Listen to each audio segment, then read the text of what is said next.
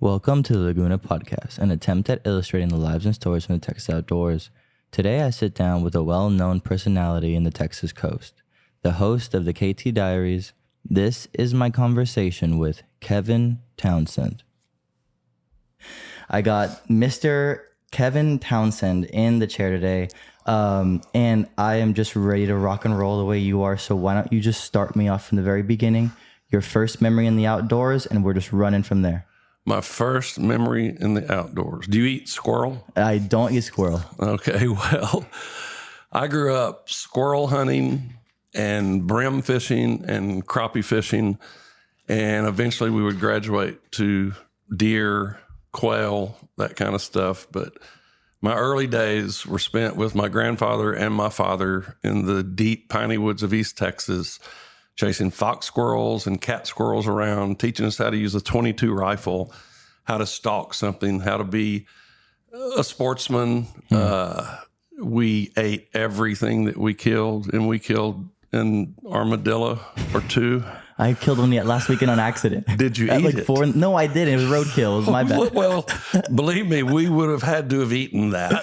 Okay. And I've eaten a little bobcat steak at one point. Was not really kind of feline tasting, you know, but it was just, it was East Texas, man. And at the time, it was super undeveloped. I was fortunate enough to have a grandfather that was a fishing guide and a hunting enthusiast, a bird dog enthusiast, which was passed down to me. And we would, he was a guide on Toledo Bend when I was a kid. We would go to Toledo for the weekend and fish for crappie and brim and every now and then a bass or a catfish. Then that Lake Palestine opened around East Texas up in Tyler where my home is. And so he moved his operation there. And we had about 350 acres outside of Tyler that was our family farm that was on my dad's side of the family. So we had two different places that we could access there around Tyler, and they both had lakes on them, had quail, had ducks, but squirrel, that was our deal.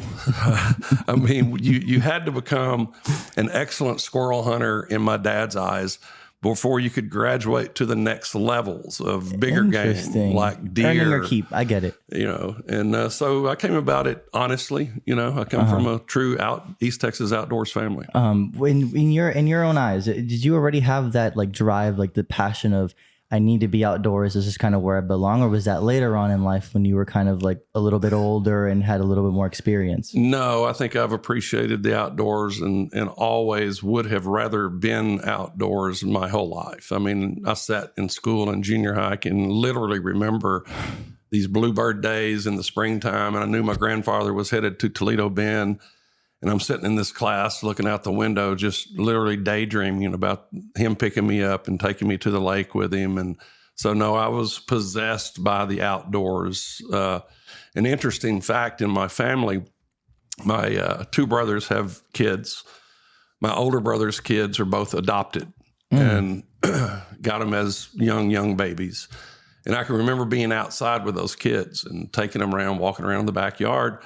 And every time I'd get in the backyard with one of those kids, they would want to go back in. They just didn't like it. Then my younger brother had a couple of kids and weren't adopted. They just, and I hate this kind of funny feeling talking about blood relatives versus adopted. But, I don't think they'd mind me telling the story. But the other two kids, when I would take them outside, they were looking at the trees, and they were looking up in the trees. If a bird flew by, they were concentrated on the bird. They were into everything outdoors, and they didn't want to go back in. Yeah. And I think I learned at the time that you can't push the outdoors on anyone. It's a natural thing, and you're either born with it or not, and I'm born with it. Yeah. To the degree of it being kind of a sickness. I'd be willing to think that it's a lot of like things that you can take to a higher level. Some people just have it and who don't. But one of the I guess the perfect question to ask here is how, like, I'd like to know this whole story of how a kid in East Texas fishing for brim and these freshwater species ends up all the way over here, like the whole chronological timeline. And then we'll kind of go on tangents and whatever. But like, I want to know your experience. Got it. Well, again, with my grandfather and father growing up, Then got to the point where we had driver's licenses. We had flat bottom boats. We would. This episode is made possible by our friends over at Gordy & Sons Outfitters, located in Houston, Texas, and employing a team of experienced outdoorsmen specializing in fly fishing, hunting, and wing shooting. Gordy & Sons is sure to prepare you for success in the outdoors. Next time you find yourself preparing for a weekend getaway or a bucket list trip, be sure to give them a visit at www.gordyandsons.com. Drive to school with our flat bottom boat with a 9.5 horse Evinrude on the back. Couldn't wait for school to get out. We go to Lake Palestine and we would start fishing. Or we would go squirrel hunting before daylight in the morning, go get a couple of squirrels, then come back to school, clean them in the school parking lot. Show and tell. Yeah, exactly. And so I was just into it. And there was a period maybe in junior college. I went to Tyler Junior College, then Trinity University, and there was a period in there where there were other things more interesting than the outdoors. Like girls. Yeah. Yeah, been there. Everyone says the same thing, don't worry. So there was a little bit of time there where other things seemed more important. Absolutely. Didn't last very long. Yep. When I graduated from Trinity, I went into the oil industry, and I was moving all across the country. I ended up as a sales manager in Denver, Colorado. And the entertainment vehicle that people used in the oil industry at that time was mainly golf, taking your clients to play golf. And I've never been a great golfer, enjoy the sport, but was never that good at it.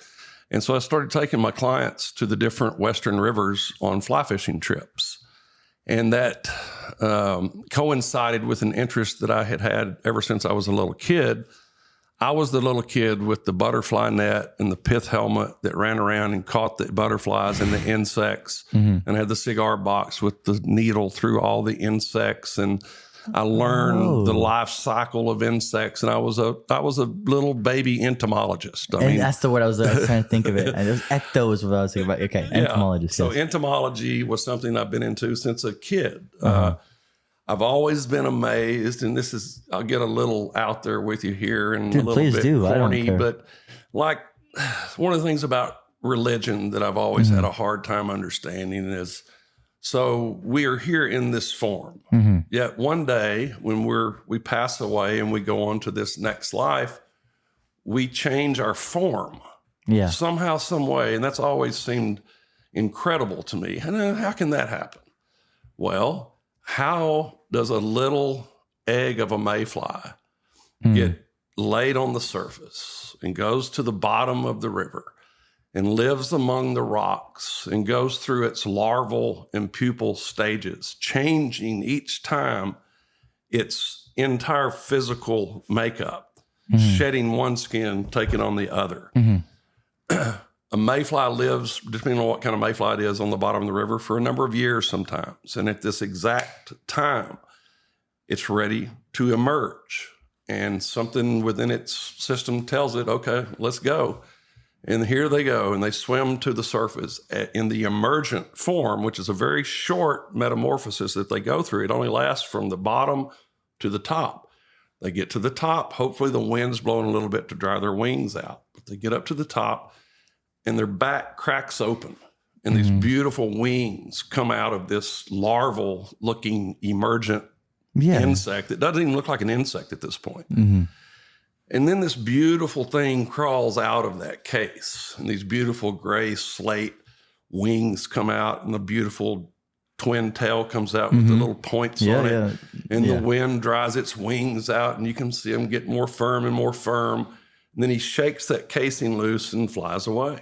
Okay. And he lives for a couple of days before he's on the surface, carrying on that cycle of life, laying the egg again, going through that whole cycle. Well, that egg that he lays and those larval and pupal forms that he goes through are all complete physical changes. Yeah. So it is possible to be in one form and in some other dimension become another form. Yeah, I like that you're not afraid to hit this. I'm right there. I like this. I like where you're going. Well, it's trippy. And a lot of people would say I'm trippy. No, I've had a fantastic day. It was definitely a trip being able to catch a tarpon with Kevin Townsend in its own right. So totally get it. And believe me, I got every bit out of that you did too. Yeah. But yeah, so I got off on a tangent there with that. But it's, to me, the natural world gives me more proof of an afterlife than anything. I don't know how a guy can examine and live in the natural world without believing in miracles, because they are around us every single day if you just look for them and recognize them. And that has been a big help to my faith, which I go through ups and downs. And interesting. And, I have doubts at times that I pray to God about. Everyone has doubts. It's totally normal. And I think that all these little examples God has put around us to recognize and reassure us about this future that we're all unsure of, but it can be a beautiful thing. Pulling an endless flat full of tarpon. That's happened for me, baby. I feel that. All right, well, so we got a little bit on a tangent. I don't disagree with anything you said. Like I see exactly where you're kind of getting at, and just to kind of to not simplify it, but if you ever are into chemistry, you look at the laws of thermodynamics and you just look at the way energy moves and cannot be created or destroyed. It kind of just proves that no matter what you do, that essence, that energy that is you as a person continues on, not as a person, but as its own entity in and of itself, right? Either you decompose, get fed into by like, and I'm talking purely physical, but like just the thermodynamic energy that you have decomposes, breaks down into the earth, and then starts to cycle in it. We're all stardust. So, yes, quite literally, exactly. It was carbon, nitrogen, oxygen, and one more, right? But yeah. So again, I totally all for these things. Let's keep going where we were. So good. You get the driver's licenses. You start doing all this stuff, and then college distractions. Then I'm guiding in the oil industry, floating Western rivers. Yes, okay. And I'm loving the entomology and learning the entomology, which is how you catch trout on a fly rod, is understanding entomology and how to apply that every day to the river you're at, to the type of fish you're fishing for, the hatch that you're fishing. And and I just really, I became addicted to it. Just the combination of entomology and the sport of fishing all coming together, and then meeting all these wonderful guides and people that were in the fly fishing industry. I got to where that's all I thought about. I was trying to sell oil field equipment, trying to focus on that job. But when we would leave a trip, all I could think about was getting back to the river. Yeah. And then I started thinking about, I wonder if I'm meant to be a guide. And quick side note, at this point, was there anybody you were looking up to in that side of the fishery, that people you were modeling after, stuff that you were taking into your own fishing, like stuff, or like people who, again, just were kind of leading the way that you were kind of like starting to figure out on over there? Yeah, there were some guys way back. Larry Dahlberg. I hear that name so many times. Was one of the pioneers. Flip Pallet, of course, who I've had the pleasure to fish with. And we will get there. Yeah. Another one that I used to sit and watch, me and a guy named Harley Jackson, who was the host of the Benelli's American Gun Dog show, who was also a guide for me at my hunting lodge in Nebraska. We would be on the Green River in Dutch John, Utah on a Saturday morning, and it was routine to take the day off on Saturday, so we didn't want to work the weekend. And we tuned in to Flip Pallet on Walker's Cay Chronicle every Saturday morning. And I remember us both watching the show going, man, how does a guy get a job like that? And no kidding, 10 years from that day, he's hosting Benelli American Gun Dog, and I'm hosting the KT Diaries. So we're both actually now living that life. Dream. No, I get it. Yeah. So that was kind of the start, and I suppose the real start was right there. We got 10 years to get descriptive now. Well, okay. So I'd been on the Green River. I had witnessed my first cicada hatch, where the cicada locust lives up in the cliffs of the Green River and the pine trees, and they hatch, and they're these big, giant, 13-year and 17-year cycle bugs. They can't fly very well, and we're talking about a number 2 dry fly. I'm used to number 18s and 20s, PMDs and pale morning duns and blue-winged olives and midges and all that stuff. Well, now it's this giant, no flying insect that can't get anywhere. And when they land on the river, they're immediately taken.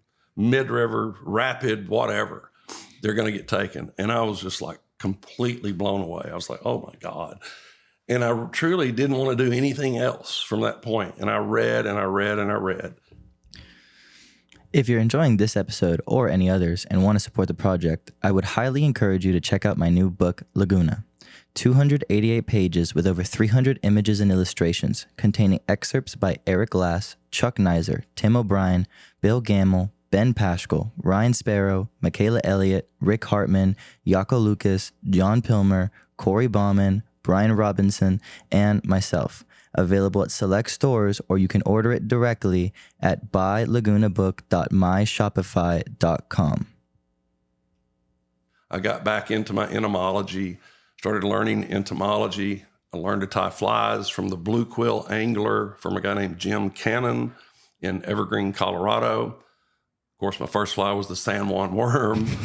Better than the salmon egg. Second fly was the egg. And when we used that combo on the green, we called that the coconut Twinkie. Or the steak and egg, you know. But it was a combo that was really good. But through that process, I just got more and more into it.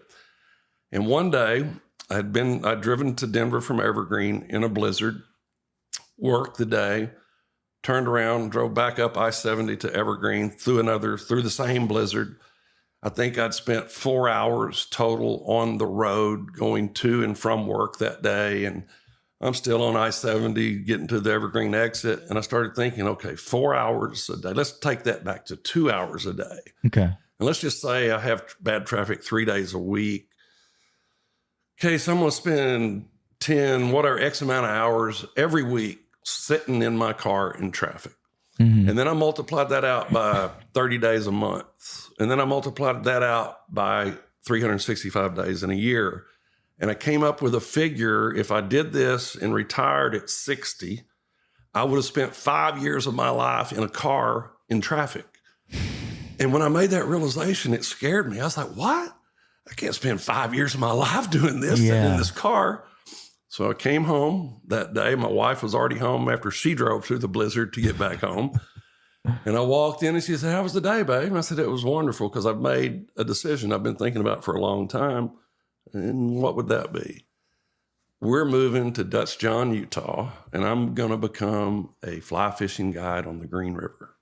And she said, you are? This is news to me.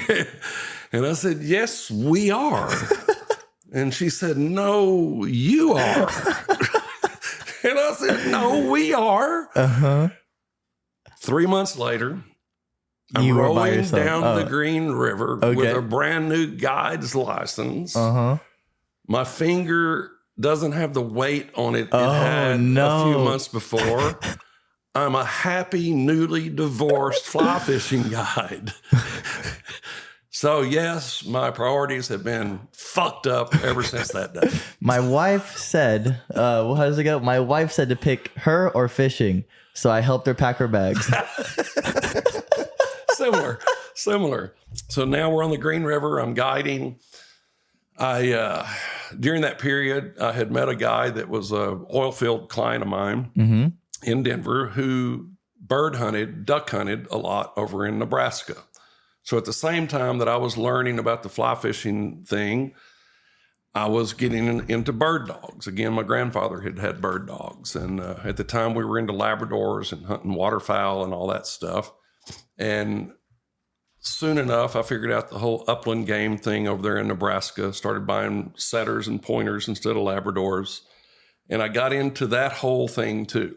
Mm-hmm. And one of the things I loved about the bird hunting end of things, when you talk about the entomology and flies and all of that, well, what do you imitate insects with when you're tying a fly? A lot of it is feathers from upland birds. Mm-hmm. And so I thought it was cool as it could be that I could go to Montana and fish or hunt the banks of the Smith River or a river further north of that and kill a Hungarian partridge that day and then go back to the room that night and pluck a few feathers off that partridge and tie a fly that I could then take to the river the following day and catch fish on. And I just thought that was just this really cool exchange that those two sports have in common. And you wouldn't think that. I often think sometimes out here on the Gulf, we tie a lot of flies with rabbit strips. And I think about, okay, that tarpon out here in 15 feet of water. I've never seen a rabbit. You see where I'm going with this. I'm like, it's so cool that this rabbit that was raised in some hutch up in Indiana was taken, and I'm sure they used the meat and it was skinned, and then they dyed the fur all these funny, crazy colors that we tie flies with. And who was the first one that thought, well, a strip of that rabbit is going to have this unbelievably undulating action in the water? And I often think, isn't it cool that a rabbit that was born in Indiana, a little piece of that can be put on a hook and go to the Gulf of Mexico and fool a tarpon that's been here since the Cretaceous period? I mean, those guys have been around. They're dinosaurs.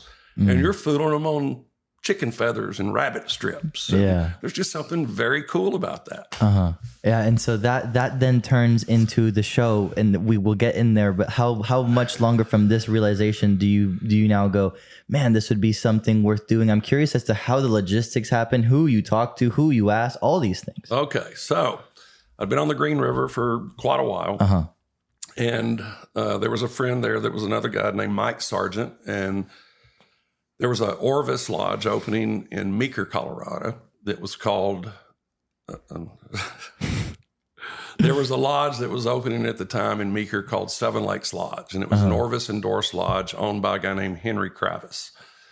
And me being kind of a shotgun guy, that was kind of a leg in because they wanted to build a sporting clays course and teach shotgunning, and had about 6 miles of the White River that was private water that we could fish. And so to get away from the Green River and kind of change things up, I was hired there as the sporting clays manager and fly fishing guide. And when they opened the lodge, there were different TV shows that came in that the owners of the lodge had contact with at ESPN2. Some of those, like Andy Mills' Sportsman's Journal. The first show that I was on was hosted by Fuzzy Zeller, the golfer. He went to the University of Houston, won the Masters. The show's name was Kmart Outdoors with Fuzzy Zeller. He came, we filmed some shooting, filmed some fishing at Seven Lakes Lodge. He hired me as the fishing editor for Kmart Outdoors, which was his big sponsor. That lasted 2 weeks until the Masters golf tournament of that season. That was the season that Tiger Woods won his first Masters. And Fuzzy Zeller was the guy that was in the locker room at the end of the day with Fuzzy, or with Tiger and his dad, made a bad joke, an off-color joke about the meal that they're going to have to serve at the Masters. And it was a racist comment that he made that put an end really to his career. Wow. And my budding television career. Because my job was through Kmart Outdoors with Fuzzy, and Kmart dropped him like a rock. Oh, okay. And that was my first exposure. But then we did some other shows called Suzuki Outdoors. The host of Suzuki Outdoors was Larry Zonka, the old football player, Will Clark, the baseball player, Burt Jones, the football quarterback. I did several of their shows. We did some hunting shows at my place in Nebraska. Did some fishing shows too. Bert has a place down in Venice, Louisiana that we used to go and fish. And then the producer of that show, a guy named Rich Larson, came to me and said, we've done well with all the shows that we're doing with you, and you seem to be fairly comfortable on the camera. Would you have any idea of a television show that you might want to do? And I was like,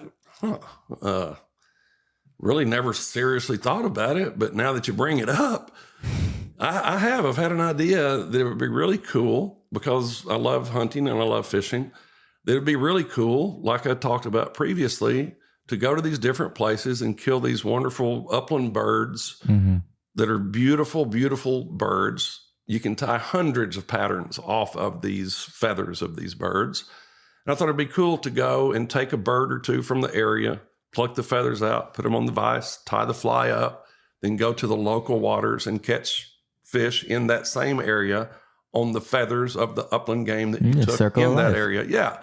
And I thought that was a real cool concept, which we all do still if you're a fly tyer. I mean, if you're a bird hunter and a fly tyer, you're doing that subconsciously maybe. Absolutely. But that's what we all do. And so I thought that would be a good idea. And they thought it was a sound idea for a show. So we put together a pilot. We used that theme through the pilot. We were successful with the pilot, then shopped the show to several networks, OLN and ESPN, both. We had opportunities with both. We were on both networks for a long period of time. And it evolved we did 4 complete seasons, and we've actually filmed 5. I have a complete season I don't have out yet that I've already filmed. The unreleased tapes. Yes, the hidden, the lost tapes. Yeah, the lost tapes. Yeah, exactly. And so I'm looking forward to kind of getting back into that scene. Absolutely. And I've got some friends in the business around here that I've had some ideas about a new show. Interesting. And what the idea was that involved my friends, Jocko Lucas, Mason Matijic, Owen Gaylor, Jack Campbell. Yep. We're all friends. We come from different places. We're all different ages. We're all at different stages in life, yet we are a little fly fishing community here. Yeah. And we all are super supportive of one another. We all enjoy working together. And it's really a magic thing. And like I say, I mean, those guys are young, and me and Jackie are up there at the top end of the scale, but yet we're all close friends. And one thing that I think kind of helped with those guys and just our fly fishing community here, Jack and I did not react negatively to having these new guys fishing in what we considered our water. I think I know that when I moved here, I had a really hard time being accepted from the local guide community that was here at the time. Whatever you want to be told. Share however much. I'm not going to cut anything off you don't want it to be cut out. Yeah, that's okay. No, I don't mind. I mean, when I moved here, and here's that. I got to get into that story, okay? So I've been on the Green River, been on the White River in Arkansas, guided a lot up in Wyoming, just a lot of different trout fishing history that I had on different rivers. Me and a couple of guides from the Green River would go to Homosassa as our guides trip every year to do something different. And of course, we did all the mountain trout fishing stuff, but we would go to Homosassa and attempt to tarpon fish. I think I jumped 2 fish there over like a 4-year period.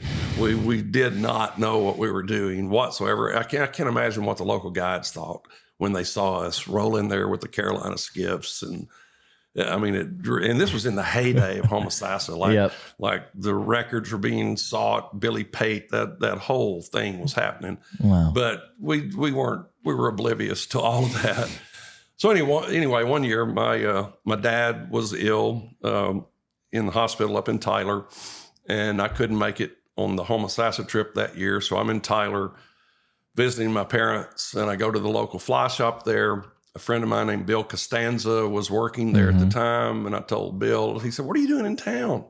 I'm like, "Well, I was on the way to Homosassa, and my dad's in the hospital here now, and I decided I wouldn't go on, that I would just hang out here for the week and, take care of Dad." And he goes, "Man, you're going to miss the Homosassa trip." And I was like, "Yeah, got to have priorities and all that stuff." And he goes, "Well, are you going to have a day or 2 when you're here that you could fish?" And I said, "Well, I'm sure I could squeeze a day in." He said, "Well, go to Port O'Connor and look up Scott Graham and catch a tarpon." I was like, "No, man, I don't want to go trolling in the Gulf for tarpon." He goes, No, I'm sight fishing for giant tarpon in shallow water." And I'd been to Port O'Connor a couple times red fishing, and I was like, "Wait a minute. What, you're telling me there's a place in Texas in a bay that I can sight fish with a fly rod to big tarpon?" He goes, "Yeah, there is. His name's Scott Graham, and I'll give you his information." So I called Scott Graham. And by the way, the hat from that day is sitting right behind you. This one. That Scott signed right there. Oh, shit. What was that? 8204. So that was 21 years ago. 150. Dude, this hat is awesome. What? Oh my goodness. Yeah. So that's my hat from my first tarpon here. And here's how that happened. I showed up at the boat ramp at Clark's, drove from Tyler, and I was supposed to be there at 7. I showed up at 7:30. Sounds like me today. Exactly. I thought about that today. But I walked up, and there's Scott, and he's kind of impatient looking and ready to go. And I've got my gear. And when I walk up, his first words to me were like, "You don't really want to catch a fish, do you?" Not, "Hey, I'm Scott," whatever. He goes, "Dude, you're late. You don't really want to catch a fish." And I was like, "Oh, I'm sorry, man. I came from Tyler, and I'm going to pay you." Yeah. You know? So, and I said, "Look, by the way, too, I don't believe this whole thing about you're catching big tarpon, sight fishing in the bay.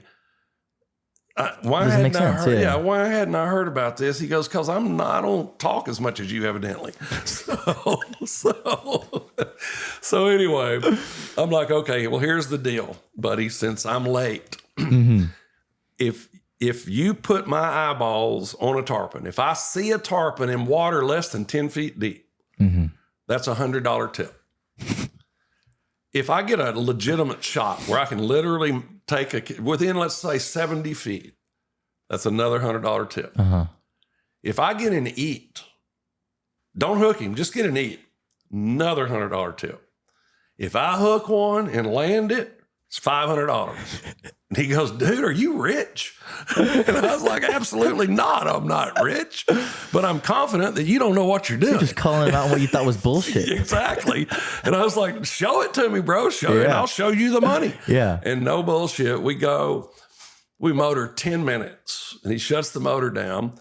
He drops a trolling motor, which at that time in Homosassa, if you dropped a trolling motor on a flat, dude, you were run out of town. You just did not even turn your trolling motor on a tarpon flat back then. Yeah. I hear these days they're using trolling motors in I heard Homosassa. that too in the last couple of years. But back then, dude, it was a no-no. Yeah. And so when he drops the trolling motor, I'm again like, this guy doesn't know what he's talking doing. About. Yeah. Well, we go about 100 feet on the trolling motor, and he says, "Hey, you see that crab trap coming up there?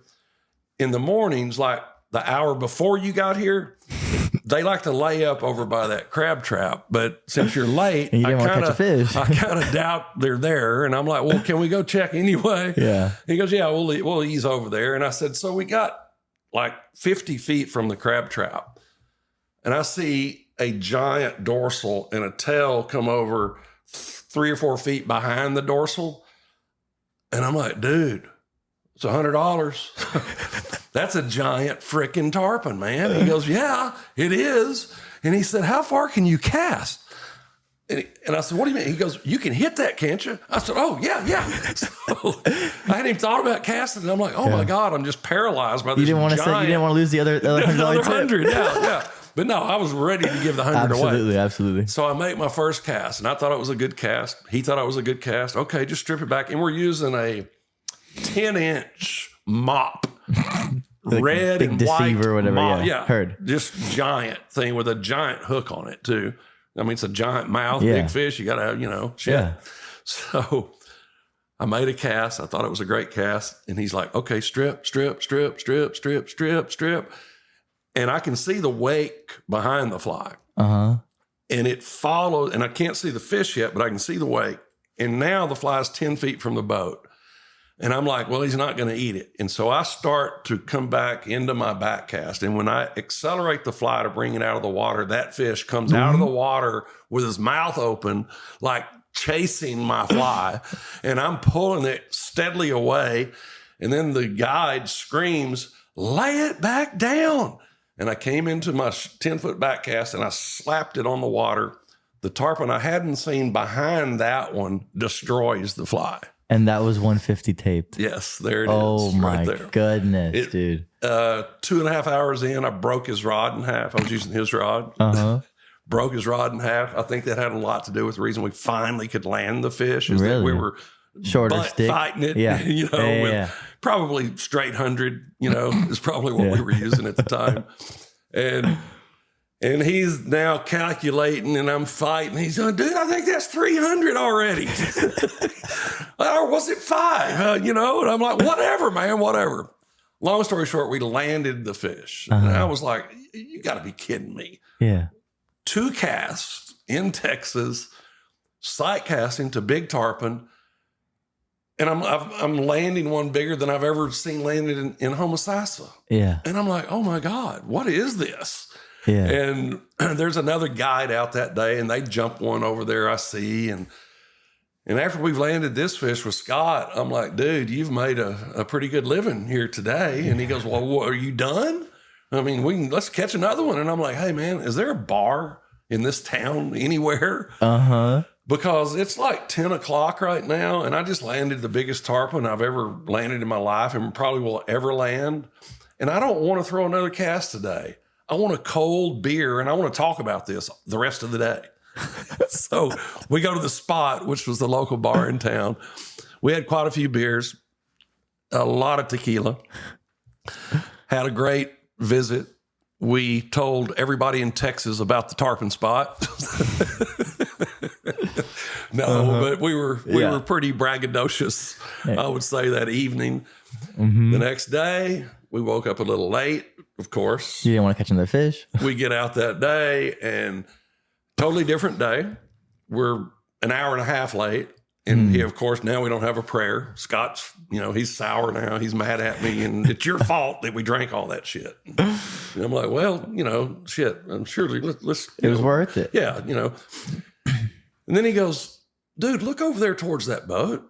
And I looked, and there was a skiff, but between us and the skiff, it looked like sticks, like branches off of a tree or something, just barely sticking out of the water. And literally, since I hadn't been here before, I was like, is there some kind of vegetation that's growing there that's sticking out of the water? He goes, no, dude, those are tarpon tails. And I'm like, oh my God, they are. And they were laid up, 25 tarpon laid up, and their heads had sunk down because they're sleeping, and their tails are sticking out of the water. And these are classic laid up giant tarpon. Yeah. The other boat on the other side was another guide whose name I'm not going to use in this entire thing. Which you shouldn't, Yeah. And his guy, I literally see that he can't cast 10 feet. Oof. He is struggling. And I'm like, oh my God. Now, if that guy can catch a tarpon, anybody can catch a tarpon. And now he's on his trolling motor. Scott's on his trolling motor. He's trying to get to that edge of the fish, and we're trying to get to this edge. Well, they got to their edge right before we did. The man made a 10-foot cast and hooks a 180-pounder. As the fish goes jumping by us, all these laid up fish get woken up, and they're swimming all around us. And I just made a 20-foot cast to the right, and I immediately hook up. Another 180. The other guide is screaming, don't cast. Our tarpon's running. And my guy's like, cast. Oh, yeah, I'm throwing. I'm throwing. So long story short, my fish runs behind the boat, and I'm like, dang, he's running the wrong way. And my fish runs across the other man's line. Oh, no. And jumps across the line and hits his line and breaks his line. No wonder you're not naming the guy. And I was not the guy. I was just doing what I was told to do. Right? Plausible deniability. Yeah, exactly. Surprised the guy didn't kill us, but he didn't. They got through their stress of the moment. And Scott is, don't worry about them. We're landing this fish. Long story short, man, we land my second fish, and it's bigger than the one the day before. And it's taped at like 81 by 40. That's like 180 pounds. And that was my trip. That was my first experience Texas tarpon fishing. I hit the road after I got done in Tyler with my business with my dad. I drove back to Utah. I packed all of my shit. I sold my drift boat, and I moved to Seadrift, Texas. And for one reason, was the tarpon. And my buddy Scott Graham at the time was moving to South Carolina with his family. His wife had a school teaching job there, and he was going to try to start a guide business there, but he was leaving the area, and he was able to introduce most of his clientele to me that season. That was his last season here. And I just came and I got my first skiff, which was an old Ranger Banshee. And all I did was tarpon fish that whole first summer. And I never went into the Gulf of Mexico. Huh. That was all in San Antonio Bay, Espiritu Santo Bay, and Matagorda Bay. Yeah. You could catch big tarpon in all 3 bay systems. And that's what I did my whole first year to just learn the ropes here. And of course, we did a lot of red fishing and stuff. And Scott was kind enough to spend a lot of time with me and really educate me on this area. Then I met Jack Campbell, who is still in the area working. Yeah, and I still need to get him on the podcast. We've been talking about it. Jack grew up here, man, and he's a class act. Yes. His dad was the sheriff of Calhoun County. Okay. His stories about tarpon when he was a kid, you just got to hear. Right. They hated tarpon because right. But I was telling you that too. In the freeze, they thought they were trash fish, bycatch, and then the trout died. It's like, well, let's go try and catch them, and they started leaving all these big fish dead on the street and stuff, dude. Well, what this was about was they didn't have a lot of money, didn't have a lot of fishing gear. And every time they would accidentally hook a tarpon, it ruined their gear. Oh. And it took their line and it took their hook. And they could not sustain, they could not continue to fish if the fish took all your shit every time you caught one. The financial burden was too much. Yes, exactly. It truly was. And I can relate to that. And when you're limited in gear, I mean, Bass Pro Shop was not right next door in those days. And good equipment was hard to come by. Yeah. And I can imagine how the father thought, why does this kid just want to break all of our equipment on these nasty, trashy, slippery, slimy tarpon These fish? silver guard. That you can't even think about eating. Hell, you can't cut one with an axe, you know? And so I'm sure, but to hear it, and he's 75 years old now, I'm 67 going on 68. And to hear him talk about those years when he was in elementary school, junior high, and high school, it's just incredible. He said there were tarpon on every main shoreline in this bay system. Yeah. Big tarpon. I mean, Galveston was the tarpon capital of the world. Yeah. Well, Port A was. Yeah, my bad. Sorry. Yeah. And Port A was named Tarpon, Texas. Yeah. Galveston was the snook commercial fishery of the world. That's correct. That's an impressive little piece of knowledge there. Okay. Snook. What's the Texas record snook? I have, okay. Things like 51 pounds. Yeah. And you know what was caught on it? A white strip of a man's undershirt. You joking? No. He ran out of bag. I'll look this story up. I've got a book over here. And he was catching snook, I think at Port Mansfield. No kidding. Yeah, is where this happened. And he had he'd used all his bait, used everything up, and there was still a lot of snook around. And he had a white wife beater tank top on, took it off, cut a strip of white cloth off of his shirt, put it on a hook, threw it out, and caught the Texas state record. Just goes to show ingenuity that excites, man. Innovation that excites. Jesus Christ. And how picky those snook are for their flies. Right? It just makes you wonder. Yeah, I'm sure. Back then, you probably could have caught a tarpon on a T-shirt. So. Yeah. Yeah, actually, that quick tangent or a quick side note. I had recently had this conversation with someone I would consider a mentor, right? And we were kind of going back and forth, and he was kind of telling me, "You have it so easy, this, that, and the other thing." And I kind of bit back, and I was like, "No, I feel like I've also grinded and put the work in, whatever." And he just wasn't seeing eye to eye. And finally, I was just like, me personally, I would rather have had your situation and fished in where I didn't have GPS, didn't have anything, and had fish that actually played the part versus GPS, Google Earth. I can get to the spots, but then the fish don't act the way, and so I wonder what your take on that is actually. It's really interesting. Those fish that came into the bay at that time, there are still a few fish that come into the bay system. Yes. There's very few people that know where they come in, how they come in, how to actually fish for them. Yes.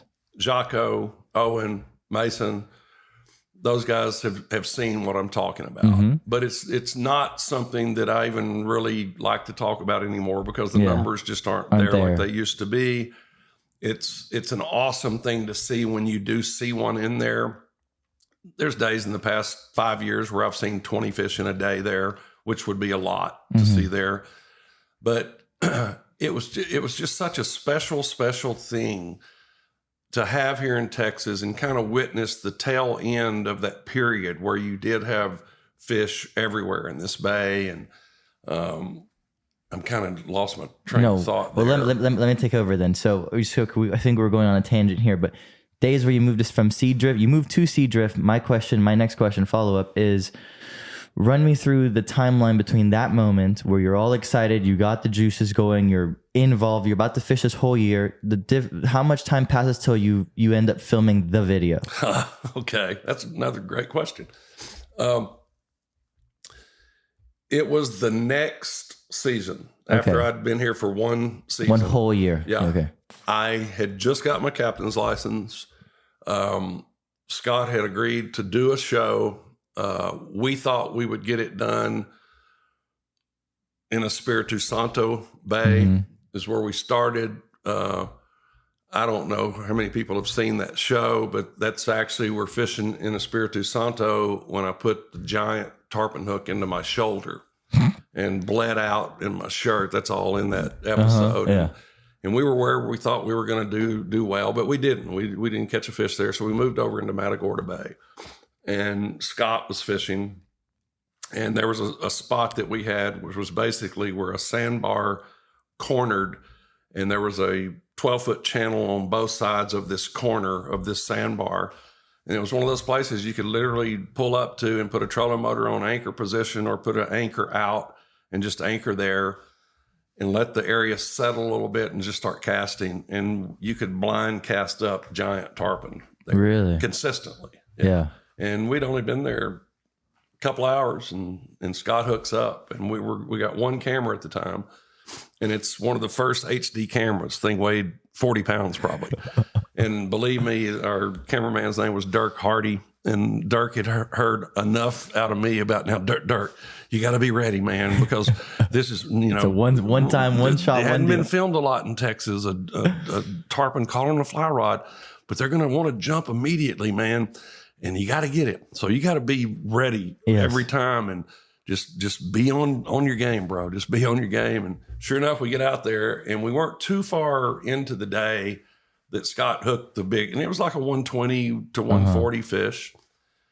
My cameraman, Dirk, did the best job I've ever seen of capturing a series of jumps. And I don't know how many people have seen that, but the series of jumps that he gets, that fish, it jumps and then it tail walks like 40 yards across the screen, and then it dives, and then it comes up and broad jumps back across all the stuff he had tail walked across, and was like up in the air, just like constantly acrobatics. And my cameraman got every piece of it, and he got everything.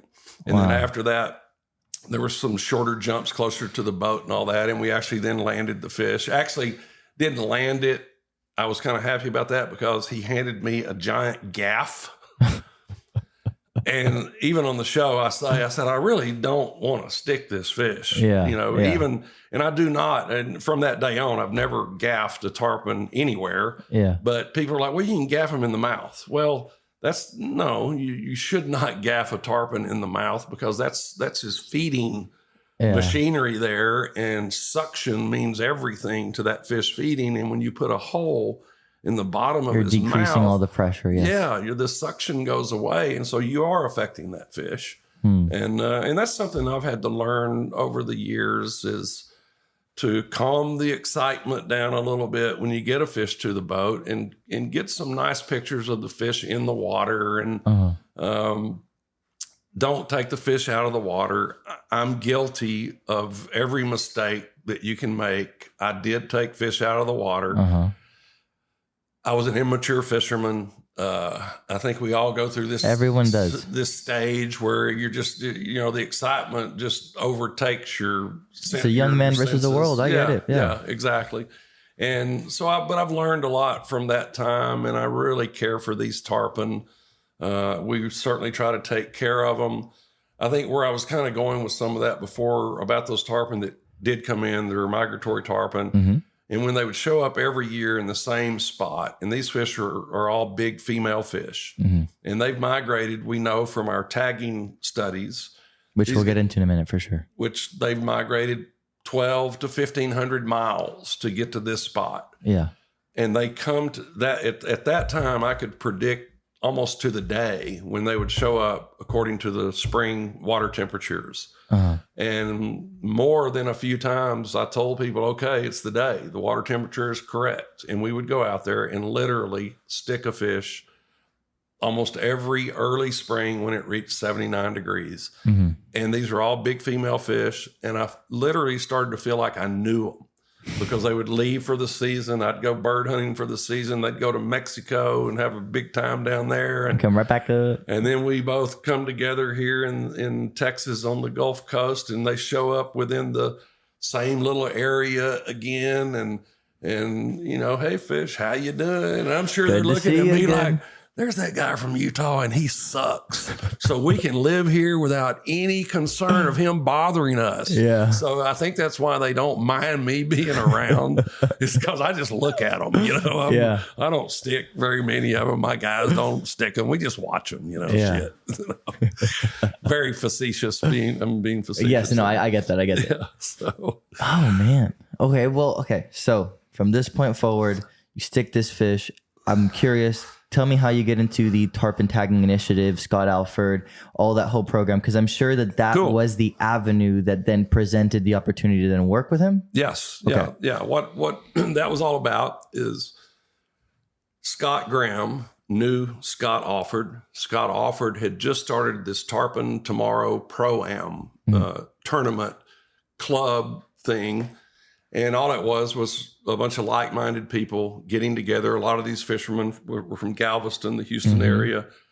They had learned that the tarpon fishing around Port O'Connor was probably a step above anywhere else on the Texas coast. Yeah, so quick something. I remember that the tournament was a strange format. It was like a month-long thing, but then there was a smaller condensed tournament, right? So it was the largest fish in one weekend and then the largest fish in a month. It was something like that, right? They have changed the format of that tournament almost every year. Well, this was in 2015, 16-ish is when I saw the draw. And yeah, you're correct about that. But at the time, it wasn't, it was numbers of fish caught. There wasn't total inches or anything like that.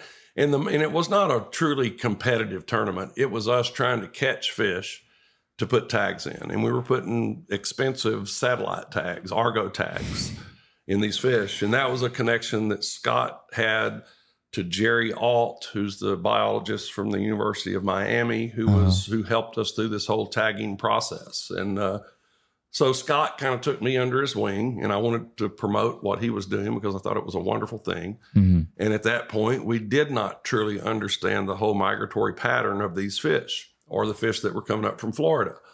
And so it was a really interesting thing to start to figure out. And we did get some tags into some fish that were in our bay system here. And I happened to be the guy, I guess for 4 or 5 years there. These tags that you put in, you put them close to the dorsal fin. You have to be very firm when you put them in. We were having trouble at the time of getting tags in. To stick? Yeah, and then they would disappear. And what it was, there was a tether on the tag, about a 2-foot tether. And then the actual mechanical or like electrical device looks, cylinder. Yes. Yeah, it looks like a microphone kind of. Yep. It's got a little antenna on the end. Well, you can imagine that being on a tether and these fish getting a feeding frenzy somewhere. Oh yeah, one takes it, one rolls on top. Yep. Tarpon's going to eat that and pull it out of the other tarpon. You know, I'm sure that's what was going on. But at the time, the tags would stay on the fish for 6 months. Wherever they went, and they recorded water pressure, water depth, water clarity, and time of day. Okay. And that was, you could read that. It would send, every time it would come up, there was a signal that would go back to a database that you could say, okay, this tarpon is here. After 6 months, there's a little charge in there that goes off, and it gets the tag off the fish. The tag floats to the surface. Then there's a lot more information that you can gain if you can find the tag. It feeds a lot of information back to the satellite, but if you can physically pick it up, there's still more information that you can get off of the tag that you can't get any other way. Uh-huh. So all these tags that would be loose around, they gave me the job of finding them. So I had this big green homing antenna that I would go around and be out in the Gulf and in the bay. And what I figured out was those big tarpons still run in schools.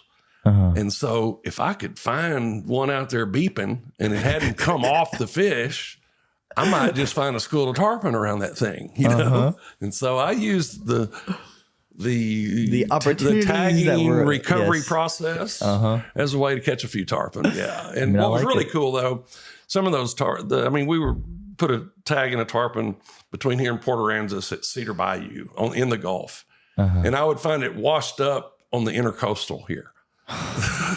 Really? Yeah. Yeah. And I found a lot of tags. I mean, up on the main shorelines of Dewberry and Blackberry, I found quite a few there because they were coming into the bay system over in that kind of zone over there. Yeah. And so we've continued with the tagging for a number of years. I did a couple of TV shows about the tagging. That's how I found out about Scott, was you made a video about him. I friended him on Facebook. Joined his website, whatever, and then that's when I get the invitation to the Texas Tarpon tournament, whatever. And I was like, wow, like there's a whole thing, and it just blew me away for a 14-year-old who had only ever seen 2 videos, you know? Yeah, well, that's a great group of fishermen that are in that organization, which I'm into. I think I was kind of an interesting addition in that Scott Graham was there before I was, but everybody else in that thing are conventional tackle guys. And here we came in and we're the fly rod guys. And there's been some contention or tension between the two groups over the years on those guys can do things with their boats when they're trolling for tarpon that if they're done in an area where we're trying to fly fish for tarpon, we can't. It ain't working. Yeah, it's hard to do both things together. Yeah, and you want to be in different types of water for fly fishing than you do trolling deep. You know, it's just a different ball game. But I will say, through the years, the fly fishing community and Scott's club, the Pro-Am, we've gotten along very well, and we've learned how to work around each other, with each other. I think one of the great things about being a retired guide now, but a guide on the Texas coast is the camaraderie that we all have here. And I'm talking about from the conventional tackle guys to the fly guys. Normally those people kind of hang in different circles and stuff, but here we're just all fishing together. Yeah. And I don't find any true, like, serious competition. I get the feeling truly that boat over there wants to watch us catch a fish, and we want to watch him catch a fish. And can I help that guy in some way? He's doing something maybe a little off that you can see that if he could change this, he's going to start catching fish. And so you're sharing information, and it's been with me a over 20-year process of getting to know all these guys, participating in these studies. And through that process, I have got some of the greatest friends I've ever had in my life, which I still have here today. Some of them fish with a fly rod, and some of them fish with a big, giant spinning rod with a big old jig on the end of it. Yeah. They both catch fish, and we can all go to dinner and have drinks together and all get along. Yeah. One of the things since you talked about camaraderie, one of the things I forgot to mention that I really think is important with the idea of the film that you did with Scott is that I'm sure that there was quite a bit of animosity towards you as, hey, this is the new guy, came in, just did this film, jumped this big fish, and now he's blowing our stuff up. I know I'd asked you, I don't want to go on a hard tangent, but I know I'd asked you, or hard segue, if you had regretted putting out that film, and then kind of giving me the reason as to why, if you want to kind of dive into that. But the reason I asked that is because I'm curious how long it took you to build this friend group of people you trusted after coming in, not literally, but like figuratively, as like a bull in a china shop who came in with the camera gear, whatever. And I'm sure it was like a shell-shocking moment of, who is this guy? And there was a temperament of, let's get to know this guy unless you're other people we won't name. But I'm curious as to how that process went. It went amazingly well. We were still trying to raise money for the tagging process. So we needed a little coverage. A little publicity was not going to be a bad thing. And they would have never allowed me to film those shows if they hadn't agreed that we could do it in a way that would not damage our fishery, affect our fishery at all as far as moving fish around or anything like that. But what I have to say is that show definitely affected the traffic here in Port O'Connor that was coming here for tarpon fishing. It increased our traffic here. Yeah. When I look back on it, if I had to do it all over again, I would not do it. Really? No, I didn't need to do it for my business. I just really, at that time, I just was so amazed by what a tarpon did once you hooked it. Yeah. That's all I wanted. I just wanted that on film. And it's in Texas. It's even more cool. It's more rare. Yeah. And I just wanted to see tarpon in the air. And that's really kind of where I was coming from. And these guys also, I was kind of a anomaly in their group in that they're all conventional tackle guys, and they end up seeing what I'm doing. They see me catch a few fish, and there was a mutual respect from them towards me and me towards them. And through that, we just, and maybe it's, I don't know, I guess I'm being a Texan here when I say it, but Texans are pretty cool with each other. Dude, I've noticed that. As long as you're cool, as long as you're a guy with a good attitude and loves people and isn't afraid to put in the work, get a little fucking dirty, bleed a little bit. Like exactly, it's a respected thing here. Yeah. And I've paid my dues, and it's kind of it's a thing too where I've been on the other side of the coin now, where I'm the old guy, the old experienced guy. Some of the guys that were in the tagging stuff, they're gone now. And we've had this influx of new guys that have come in, mainly fly fishing guys that I have been working with now for 4 or 5 years. And we're talking about Jocko, and we're talking about Owen, and we're talking about Mason, and we're talking about Jack Campbell. And I think because it was a little hard for me to be accepted among the fly fishing guides here. I bet, of course, I came. Yeah. And I did not want to see that happen with these younger guys, because these younger guys, first of all, they were excellent fishermen. I mean, guys that really know what they're doing. When they kind of waded into the whole tarpon fishing deal here, the way they did it was very respectful, not just towards me, but by the other people, like the other people in the club and the Tarpon Tomorrow Pro-Am. They were just respectful about how they entered the scene. And I became friends with them. And we've now worked together for a period of 4 or 5 years. And the respect that they have shown me, I have not held back on sharing everything that I know about this fishery to them. Well, some of those young guys, you know how it is when you got the young blood, man. Sometimes you're on fire and you're going to work a little harder, and you're going to try to figure some things out that as you get to be an old guy like me, you just don't have that kind of a drive. Yeah. And so I've sucked a little bit off of their intensity and their drive, and they've kind of lit the fire under me a little bit more. Interesting. Because I got to keep up with those guys. Yeah. And we've also learned that there's been periods where the conventional tackle guys, the trolling guys, were trying to fly fish in the same water, and we're running over each other. And there's been times where we've gotten in each other's way, but there's never been any major altercations or anything. None at all. But what we have done through the years, we've learned how to work through that. And now me and the fly guys, we can set up in an area. The fish are closer into the beach. They're a little shallower. We see how they're working, and we know how we can space ourselves out, not use our outboard motors at the wrong time, creep around on our trolling motors, and keep fish happy for the whole day. And the trolling guys, conventional guys, they can go to another piece of water that's more conducive to what they're doing. Every now and then we'll cross paths and be in the same water, but it just doesn't happen that much anymore because we all know more about what we're doing. Yeah. and how to stay out of their water and them stay out of our water. Yeah. And it's not that kind of a deal. It's not staying out of their water. And No, it's not a territory thing, but it's just like we also acknowledge, or I assume you also acknowledge, hey, we're going to do this thing. We're going to catch them in our own niche. You guys go do it in your own niche, and then we'll crossbreed information. We'll see. We'll yeah, I get it. Yeah, yeah. And to this day, as you saw today, we still have a good tarpon fishery. What's a perfect segue into one of the things I wanted to say was I want to do the Dave Hayward story after you tell us what happened today, how everything went down.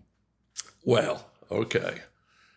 First of all, there was a lot of thought put into the day, my day fishing with you. Yes. When you approached me about doing a podcast, I've done a couple. But you were like, we're fishing first. I was like, I'm not going to sit down and talk to you until I have a day on the boat with you. Yes. Simply because a day on the boat with someone, you get to know them. It's like playing a round of golf with someone. You learn a little more high adrenaline golf, but I'm right there. Yeah.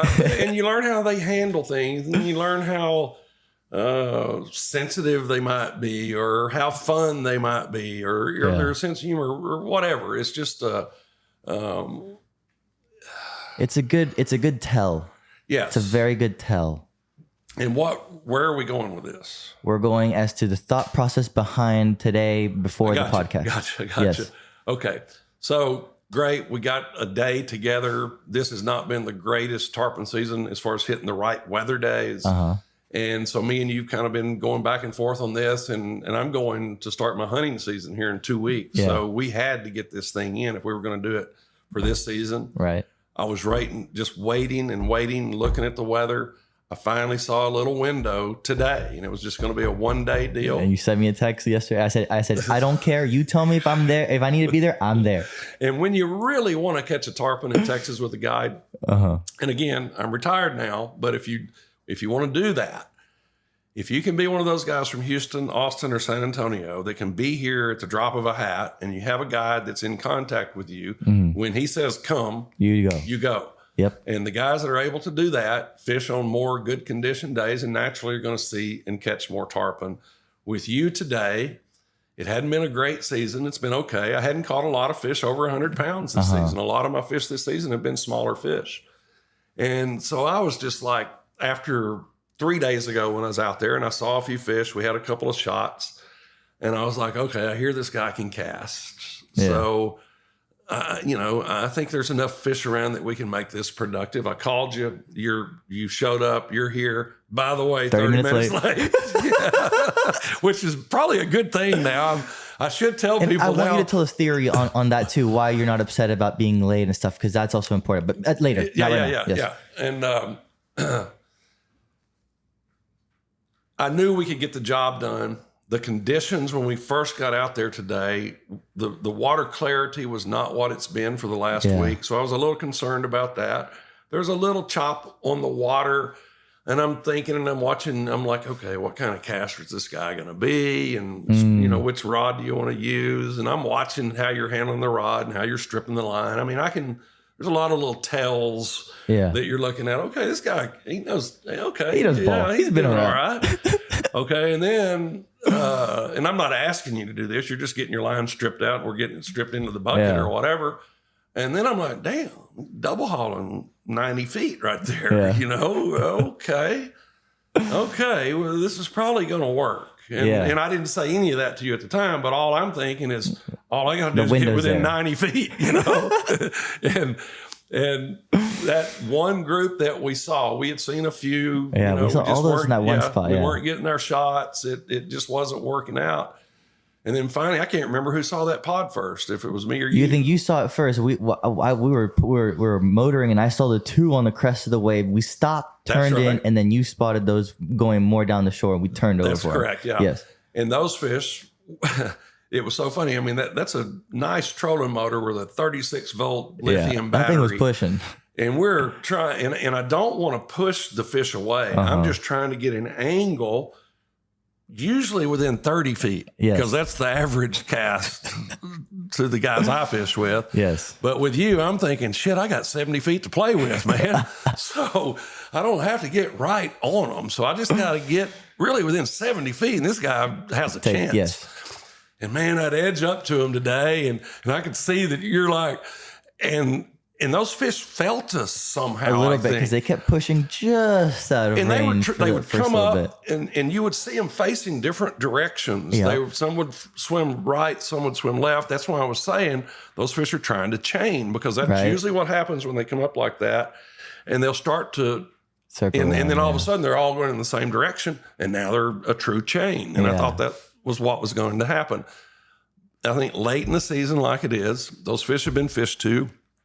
We weren't running an outboard motor, but I think that Minn Kota was making just enough noise for them to know that they were being pursued by something, but they never sped up and moved away. They were just moving along, and they would stop in some spots, and they would all surface a little bit, and we'd get a little closer. And they're always in the same spot, in the same orientation of that group. The same fish would roll first, upper left, then back right, 2, 4. It was so cool to see them all just in tandem. And you're recording all that, in your brain. You're like, okay. And it's funny, that little gap that you put the fly in, I felt like there was a little bit of a V, and you put it in the V to where I think that lead fish turned, rolled over. I think it took the fly, but it was in a position where a fish behind and a little deeper could have gotten it. And that could have been the reason that fish turned as fast as he did and ate, because he was in a little competition. Is what I felt. Because it was instant. When you did that. And dude, when and you kept the rod tip down, you made a beautiful, now this, honest to God, folks, honest 90-foot cast, honest 90-footer, which most people cannot do. The angle wasn't perfect. You didn't have the wind behind you. It landed perfectly, and you're a two-hand stripper, and I'm watching the tip of your rod like crazy. You did everything perfect, and then you came tight pretty quick. You saw the tail just come up. She's on it. And then you had to stay tight for a while, and you're double stripping, and you're like, dude, I got him. I'm tight. I'm still tight. Relax. And finally, I mean, I think that fish covered 20 feet back towards us when you had him hooked. And finally, you came good and tight, and you put it to him pretty good there, and we're off to the races. And the first jump of that fish, I wish I with the trolling motor, I couldn't stay right with him. Oh, it's tough to get it from that angle. And he ran 150 feet. He jumped way too late. But that jump was so cool. And I will tell you too, when you get a fish that goes that long without a jump, it's a bigger fish. The smaller fish jump pretty much immediately. When you don't get the jump immediately, it's a good chance it is a bigger fish. And that first jump was a total arching, like a SeaWorld porpoise jump, kind of going away into the left. But what I could see immediately, with the water splashing all around it and the sunlight and all that stuff, the fish had girth. I saw that fish and I turned at you. I didn't want to say that. It was 75. No, that fish was over 100 pounds for sure. And the depth of that fish is what I love about a lot of our fish here. The Homosassa fish, they had that same feature of just deep bellies. Like gorging themselves. And across the back, that distance across the back means a lot too. And so, man, it was just with me when that happened today. It's sick. And I'm just like, and I've done this so much, and I've seen it so many times, but I cannot tell you how wonderful it feels to have a new friend. You've met somebody, and you have so many things in common, and we've already talked about so many things, and just the ultimate, cherry on top of the ice cream would be, if God, why can't just on this day that we're going to be together, why can't it just all come together? And because of your casting, maybe a little of my guiding, a lot of it too, we were in the right place at the right time.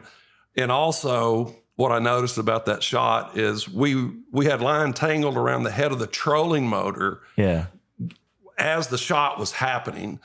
And you calmly, and I had to just pinch myself to keep from saying anything, because the normal client, I'd be, God damn it, man, get the fucking fly out there. No, I'm like trying to be calm. Okay, he's being calm. I got to be calm. You calmly unwrapped it around the trolling motor without getting it tangled worse than it was. You calmly got all that done.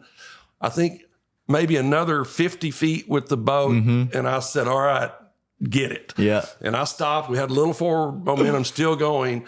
And I was like, God dang, I hope I'm not pushing it, too hard so you can't catch up to strip. Yeah. But you extended the whole line. Yeah. It landed behind that lead fish. I knew there was a fish behind that fish. Right. But I think we both saw the same pissed thing. That fish off for a second. I'm like, fuck. And I start stripping, and then that's when we just see the blackness of the tail behind it. And then you're like, she's on it. And dude, when that happens out there, we've known each other really for a week. Yep, give or take. First time we've ever been in the boat together. We have this goal in mind, and the main goal is to do what we're doing right now and have a little exchange here. But isn't it so much better when it all comes together? Yeah, to have this talk after you've enjoyed your first tarpon with me in Port O'Connor.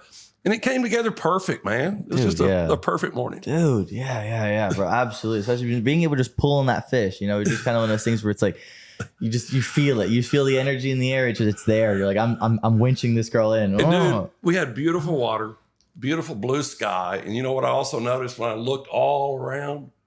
There was not another boat. Right. There wasn't another person that could have seen what we saw today, which again makes it's just a special thing that me and you got to share together that nobody else gets. Dude, absolutely. We can talk about it and try to tell them about it, but we were there. Yeah. It's easy to relive it because it just happened. And it's easy to relive those stories, but it's hard for only people who've done it, been in there and in the shoes can relive that moment or through other people's how do you say it? Live through vicariously. Vicariously. There it is. Absolutely. And I find myself on these days, get a hot shower, a couple of nice drinks in me in the evening. Yeah. And I'm actually looking forward. I can't wait to go to bed and shut my eyes and think about that again. Yeah. And I do. I go to bed at night thinking about what I just saw on the water with butterflies in my stomach about tomorrow. Yeah. And as long as that's happening to me, it means you're alive. You'll find me right here. And I'm not sure that's ever going to stop happening. Well, I am so glad that I have you saying that story, so that I will always have that as a memory just right here on this episode, which is awesome. Do you remember it the same way? Absolutely, man. I'm like, dude, the only thing I would add was the first cast that I made at those fish where it was just a smidge short as that fish rolled, and it was almost like, one of those things where could it actually hook the fish? Because it was an inch short. Yeah. But aside from that, everything was pretty much spot on. I was literally what happened. We leadered that fish, or we leadered it once to try to get the leader again. Then that's when that fly came out. And it was just you could just tell, most people, I think, especially if they don't have a lot of chance to do it, they're all bummed out about it. But you and I were like, let's hug it. Dude, we got all the good. That's a Marcos Enriquez saying, well, you got all the goodie out of him. Yeah. It's literally, you got all the goodie out of that fish. Well, speaking of all the good, the story with Dave Hayward, the permit. Oh, yeah. Okay. I'm surprised that Dave didn't tell you this story himself, but Dave is a very... he's kept to himself a lot. Yes. And will never brag about himself. I know. I tried to get him to brag for an hour. But I love Dave. He's a very cerebral... a guy from the Northeast, from Pennsylvania. He's going to be a little different than all us guys from Texas down here, but Dave's just a cool cat. Man. Yeah. And we've had some experiences together, but the one that you're speaking of that I will never forget is we were in Punta Gorda in Belize, and we were there for Marcus Enriquez's, I think it was his 50th birthday party that we were all down there to celebrate. And we had a big group down there, and we were with the Garbett brothers, who I've used quite a bit, done some TV shows with.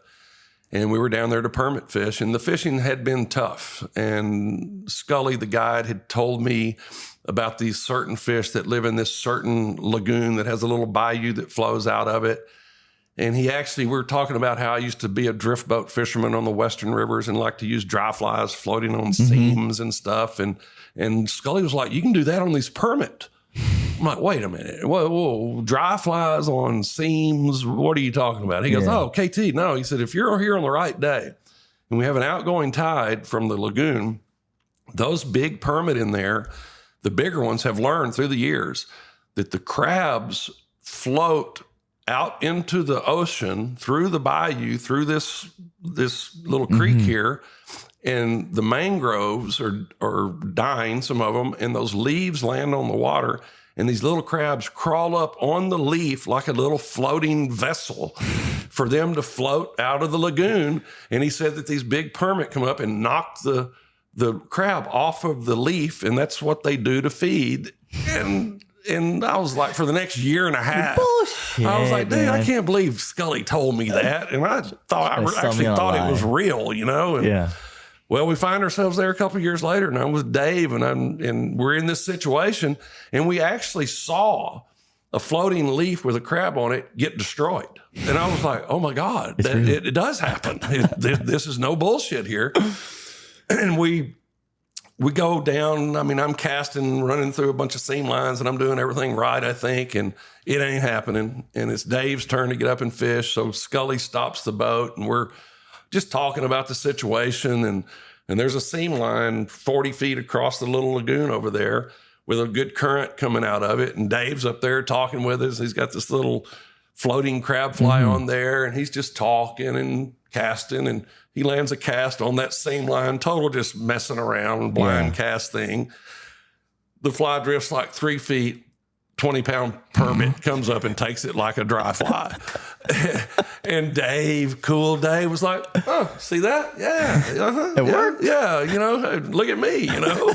And Dave just doesn't get too excited, so I got excited for him. Absolutely. And I'll never forget that sight of that permit coming up and taking that floating crab that was next to the leaf.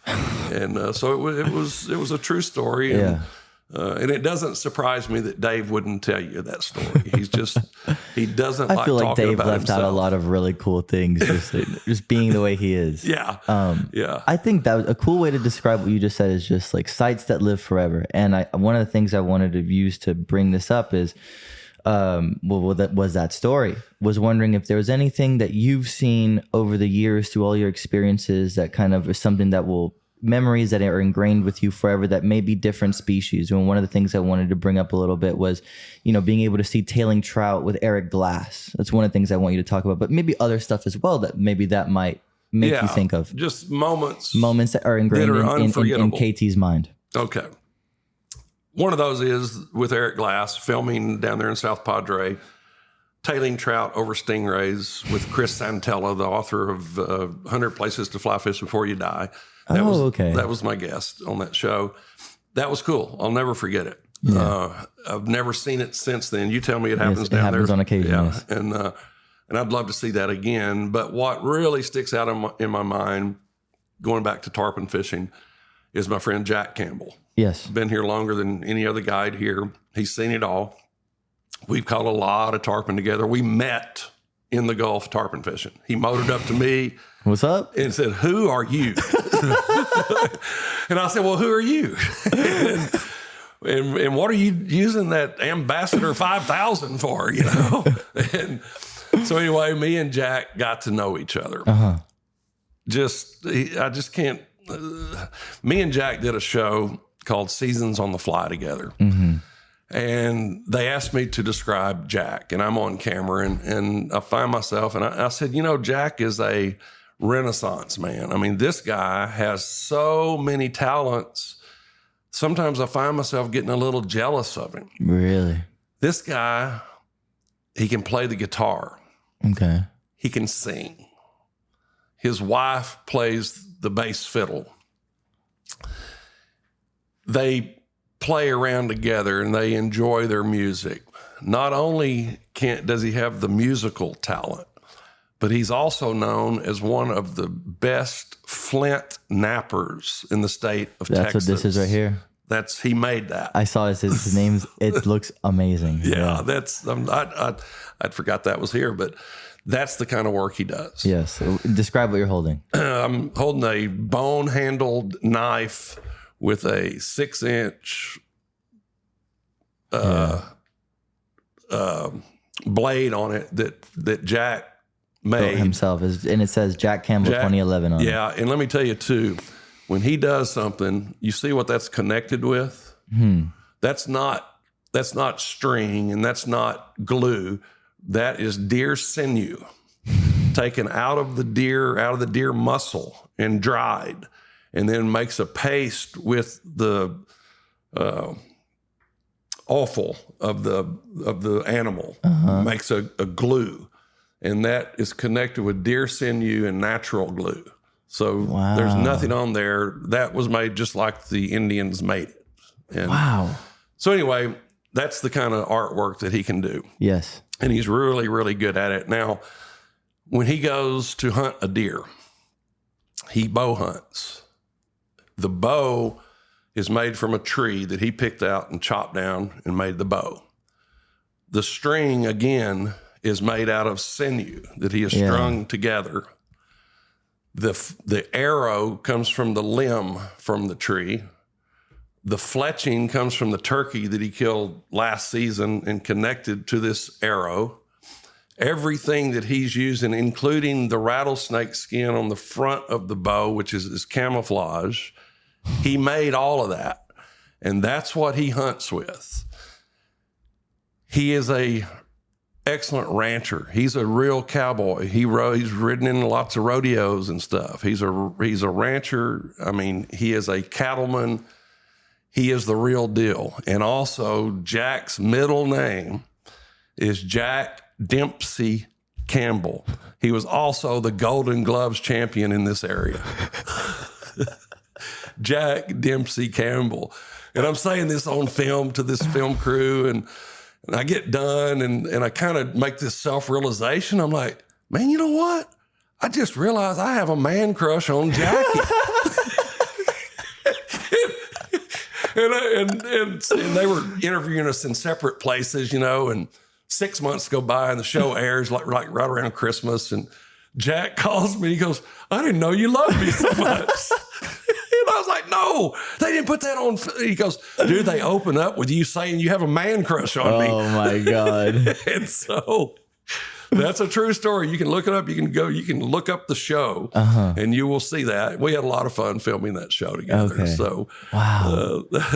One of the other people that I think is a formidable story to tell is a story with Flip Palette. But I maybe later you could tell another story with Jack Campbell that you also really appreciate, because I think that'd be cool to highlight this friendship. Yeah. But let's go to that Flip Palette story, and then maybe other stories that might inspire. Because dude, we're already at the hour and a half. Okay. We are running through this, and I can keep going. So cool. As I described earlier, I can remember sitting on the couch on the Green River in Utah with my buddy Harley Jackson. Taking Saturdays off. Yes. And watching Flip Palette on Walker's Cay Chronicles and looking at each other, literally saying, man, how does the guy get a job like that? And wasn't 5 years after that we both were hosting our own shows. And I think his show lasted 4 or 5 seasons, same as mine did, but we were going into what was going to end up being our last season. And I was connected with Temple Fork Rods, a guy named Jim Shulin, knew Flip. And he told me that, hey, Flip wants to get a hold of you. He would like to do one of your television shows. And I was like, are you kidding me? I mean, Flip Palette wants to spend a day with me. And he goes, yeah, he's really interested in it. So we made the pertinent phone calls, and we find out that his wife, Diane, was a fan of the KT Diaries. She enjoyed the show on, I think it was the OLN at the time. And she had told Flip that of all the outdoor shows that were on at that time, that she really thought that my show was a great show, and that it was something that would fit him, you know, the format of my show. This is when Flip Palette was the man. So everyone wanted him on this show. Yeah. And he was not doing many other shows. He was doing some voiceover for Saltwater Sportsman, I think, or something. And but very, very picky about who he works with. And so it was a tremendous honor to just know that he was aware of who I am. Absolutely. And I called him, and he was like, sure, yeah, I'd like to set something up with you. And so we end up in the Everglades in April, probably 5 years ago now, 6 years ago now. I'm trying to get that right. It's been a while. There were some other things that happened in that day that I will never forget. But we end up in the Everglades. And I'm thinking the whole time, it's going to be great to pole Flip, my hero, my idol, my mentor. So I put him on a tarpon. Yeah, I poled Flip into a tarpon. Well, we get there, and that was my first time in the Everglades, too. So it was a tremendous experience. And we stopped for the first polling session, and I try to get on the polling platform, and he just sits there and looks at me and like, what are you doing? Get you know your place. And I was like, I want to poll you. He goes, no. You're my guest now. You're in my water, and I'm polling you. Yeah. You can cast, can't you? Yeah. And I'm like, well, I'll try. I'm a little nervous. I mean, I literally felt like Jack Nicklaus was like, I'm a young amateur golfer, and Jack Nicklaus is playing with me. Mm-hmm. That's how nervous and how much I just looked up to Flip. I mean, he was like maybe my favorite person in the world. I mean, that's how much I really admired this guy. And so we find ourselves in the Everglades, and we had a bad weather day the first day. Got out the second day. I did jump a tarpon early that morning with him. Got 2 jumps out of it. That was it. That was kind of it for our opportunities for the day. We caught some redfish and some mangrove snapper, and certainly had a great day. I got to watch him cast some. I did get to pole a little bit. Wait, you oversaid the whole story. We were talking about on the boat, right? Under the mangrove. Oh no! I'm going to get there. I thought that was the first fish. My bad. I'm so sorry. Okay. No, that was actually the second fish. Oh, okay, okay. Right. I jumped one the first morning, and there was a bait at 80 pounder, something like that. Okay. Great little situation that we were in. Only got 2 jumps out of it, and it popped off. But it was actually the next day, getting later into the day, feeling a little bit of pressure that we really need to get something more than we're getting here. And we're going down this one bank, and our camera boat was a guy named Mark Giacoba. And my camera guy at the time was Federico Verardi. Both know what they're doing. And me and Flip had actually poled past this fish that was laid up against a mangrove bank. The camera boat saw it and whistled, and Flip's like, oh, yeah, we passed one up back here. He says, I can see it now. Let me get you around. So he pulls the boat in a big circle back around to come by this fish, and I'm looking, and I'm looking, and I'm looking. I can't see the fish. And they're talking about, how cool is that? Look where he is. And I'm like, And we turn, and Flip's on the pole, and he's set for the cast. And he goes, okay, this ain't going to be easy. That's enough to get me pissing my pants, right? I'm like, oh my God, Flip just said it ain't going to be easy to me, and I'm shaking like a leaf. And now he's like, okay, you see the fish? And I hated to say it, but I had to say, no, I don't. Such a humbling feeling. And he said, point your rod. I point the rod. He goes, you're pointing right at it. You see the fish. No, Flip, I don't see the fish. No shit. He says this. Excuse me. You are a tarpon guide, aren't you? I'm like, yeah, Flip, I'm a tarpon guide, but I can't see the fish. I promise. He goes, do you see behind the mangrove that's overhanging?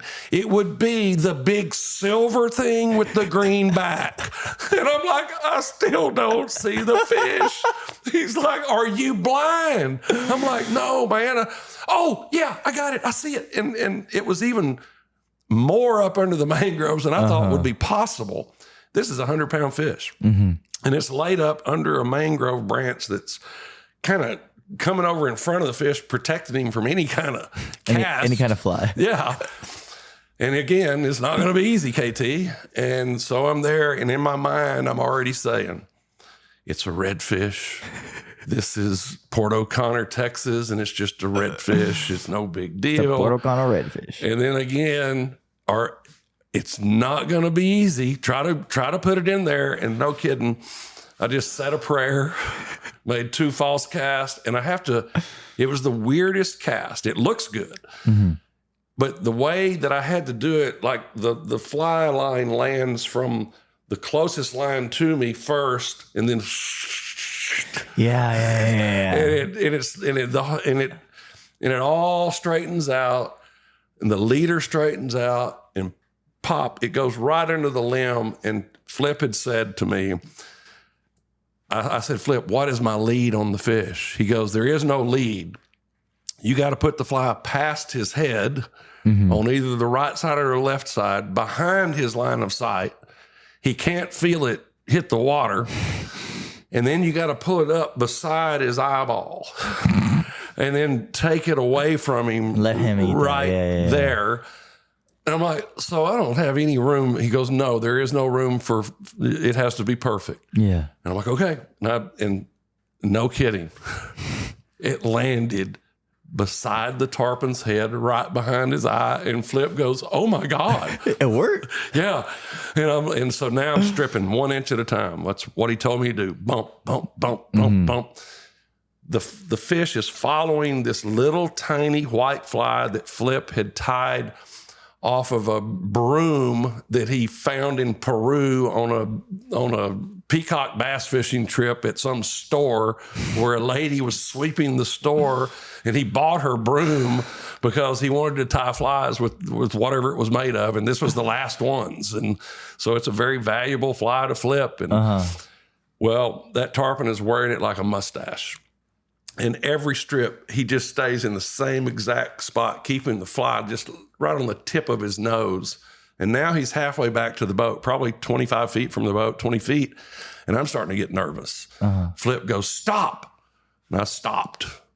And the fish moves the inch up to the fly. And I swear it was balancing the fly on its nose. And you can see this. And Flip goes, a tiny twitch, just a tiny twitch. I twitched it, mouth open, sucks the fly in, and we're on, man. And Flip goes, oh my God, that was wonderful. I could have died. Matter of fact, sometimes I wish I would have died at that moment. Peak happiness. Yes. I mean, I would have died I just accomplished something This is it. You're in front of an idol. Yes, yes. And sure enough, the fish tries to jump, and it runs right into the camera boat, so it can't jump. And it changes direction. It goes up the mangroves. It's a good 100 feet from us now. And I realize I have an 8-weight rod with 10-pound test. And Flip is saying, that's why you have that rod, so you can make that presentation. And I'm like, well, how do I fight the fish now? You break the rod. And we're chasing the fish down the mangroves. And it's a pretty good ways out when it makes the first jump. It jumps up, clears, his whole body clears. It's over 100 pounds. It's against the mangroves. It's beautiful. It lands, and then it makes another immediate jump that I didn't bow to. But it falls backwards on the leader in the line, and it breaks off. But I didn't need any more than that. Flip didn't need any more than that. We were both absolutely ecstatic. I had to literally lay down in the boat and catch my breath. And he has to sit there, and he's just like, oh man, oh God. And he was actually excited for me. Yeah. I mean, that's just, in my life, that's like the ultimate thing that could ever happen. Right. And it happened. Yeah. And we shared that moment together. We had a wonderful few days together. Happy ending there to our fishing period. We had set aside time that afternoon. He had, through this whole trip, he had brought up many, many stories of him and Chico Fernandez, him and Lefty Cray, him and Jose Wahebe, all these friends that he had met in the Everglades, and all the years they had been together. And Joe Brooks, I met him over here at this ramp, and I met Chico over there. And my best friend of all time, Jose, I met with his father right here. We used to buy RC colas and sit and drink and, talk about the Everglades. And he had a little flat bottom, and we became best friends. And so he tells me his whole relationship with Jose Wahebe. Yeah. We filmed for another hour and a half, and we're in Everglades Park. Our camera guy's in the backseat of Flip's truck. Flip is happy as he can be, telling these wonderful stories. We'd had an awesome outing. It was the end to a really good time for two guys who had just met. We'd gotten everything that we wanted out of the trip, out of the filming. We had more than a show. And Flip's phone rings. And he stops, pulls over to the side of the road. And his expression was undescribable. Yeah. Unbelief, sadness. Am I believing what I'm hearing? And his response to the other side of the conversation was no. Yeah. No. He drops the phone, puts his head down, raises his head up in tears and says, Jose's dead. Yeah. What?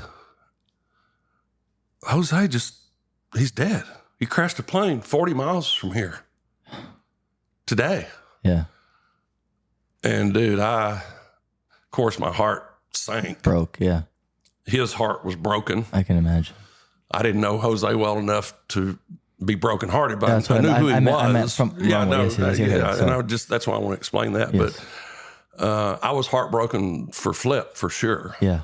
I mean, that was his best buddy. They didn't meet like when they were both adults. Jose was a kid. Yeah. And Flip brought him up through that whole Florida Keys whole deal that Jose became a mentor to thousands of young fishermen, me being one of them. I just admired everything that Jose and Flip ever did.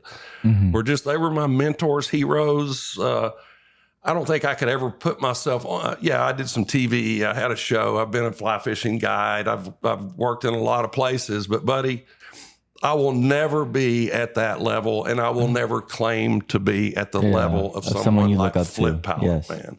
So that was the fly fishing experience of my lifetime. It's on film. Yeah. It's not been seen. I'm very careful with that footage. As you should be. It will be seen. And what I'm telling you, other people, one day you'll get to see it. Yeah. No, I can't wait.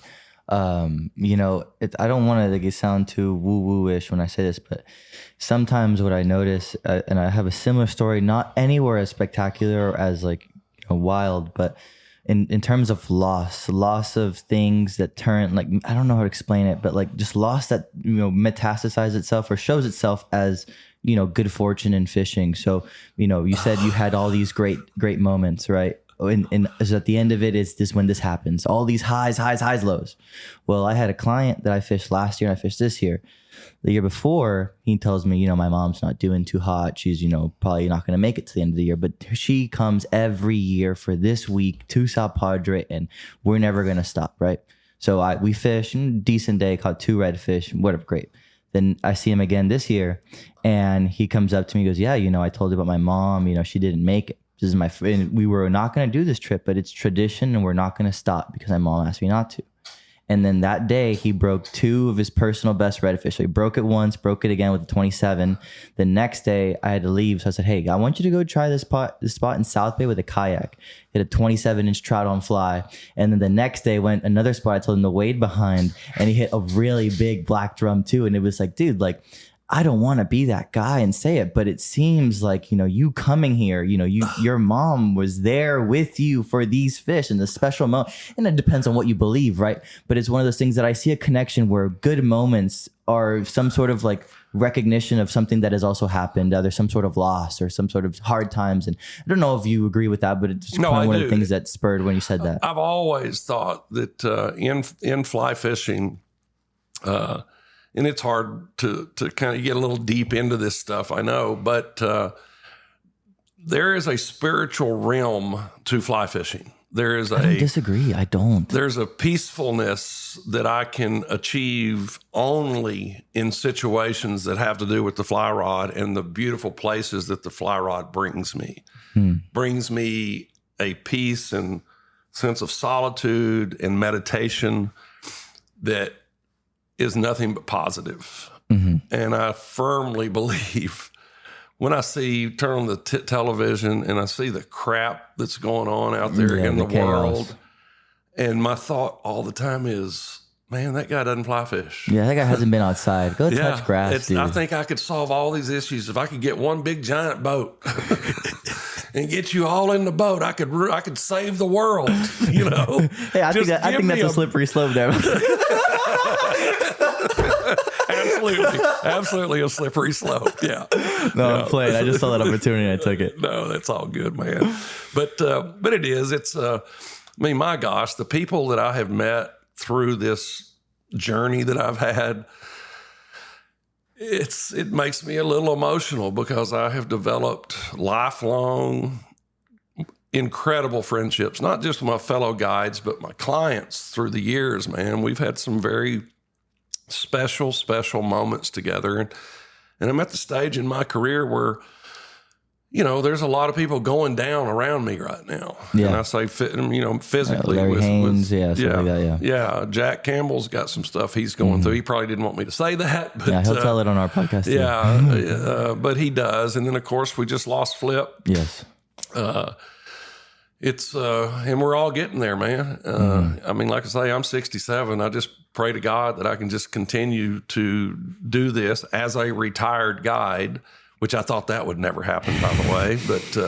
But here I am, and I'm actually getting to fish some. And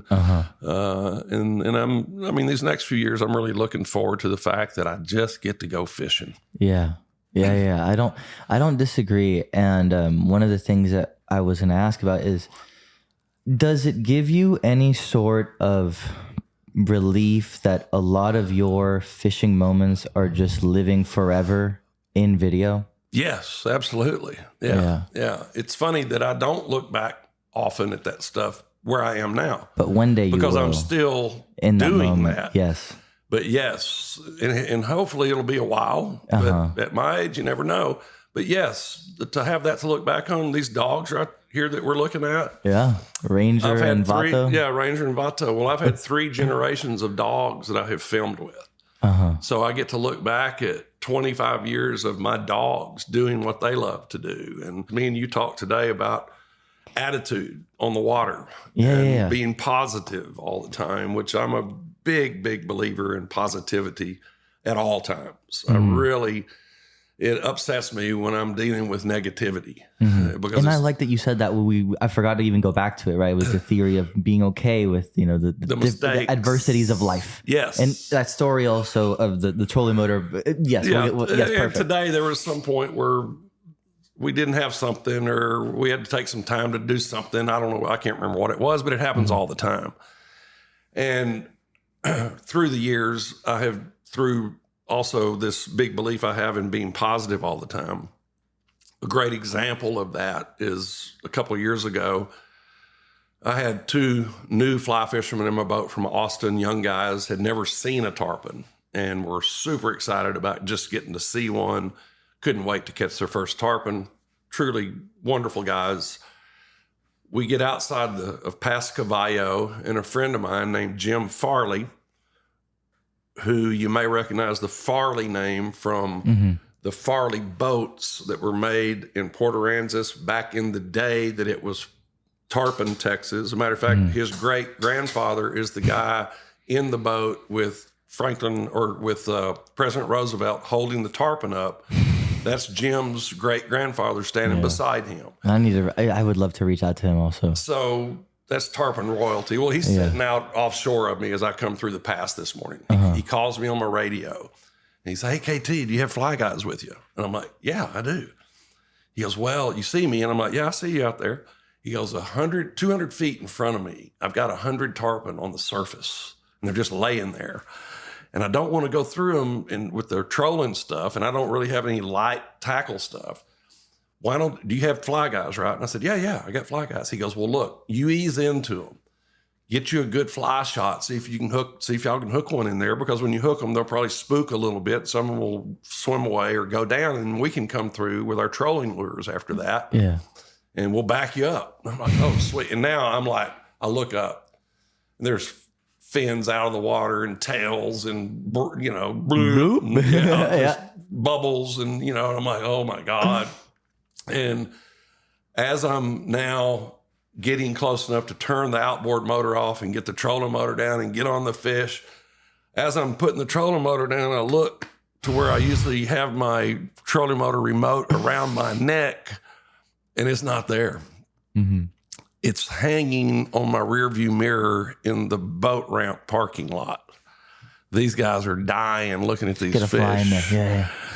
And I paused like a moment trying to think, what am I going to tell them? And finally, I called Jim, and I said, "Hey, Jim, I got a little problem over here." "What's going on, KT?"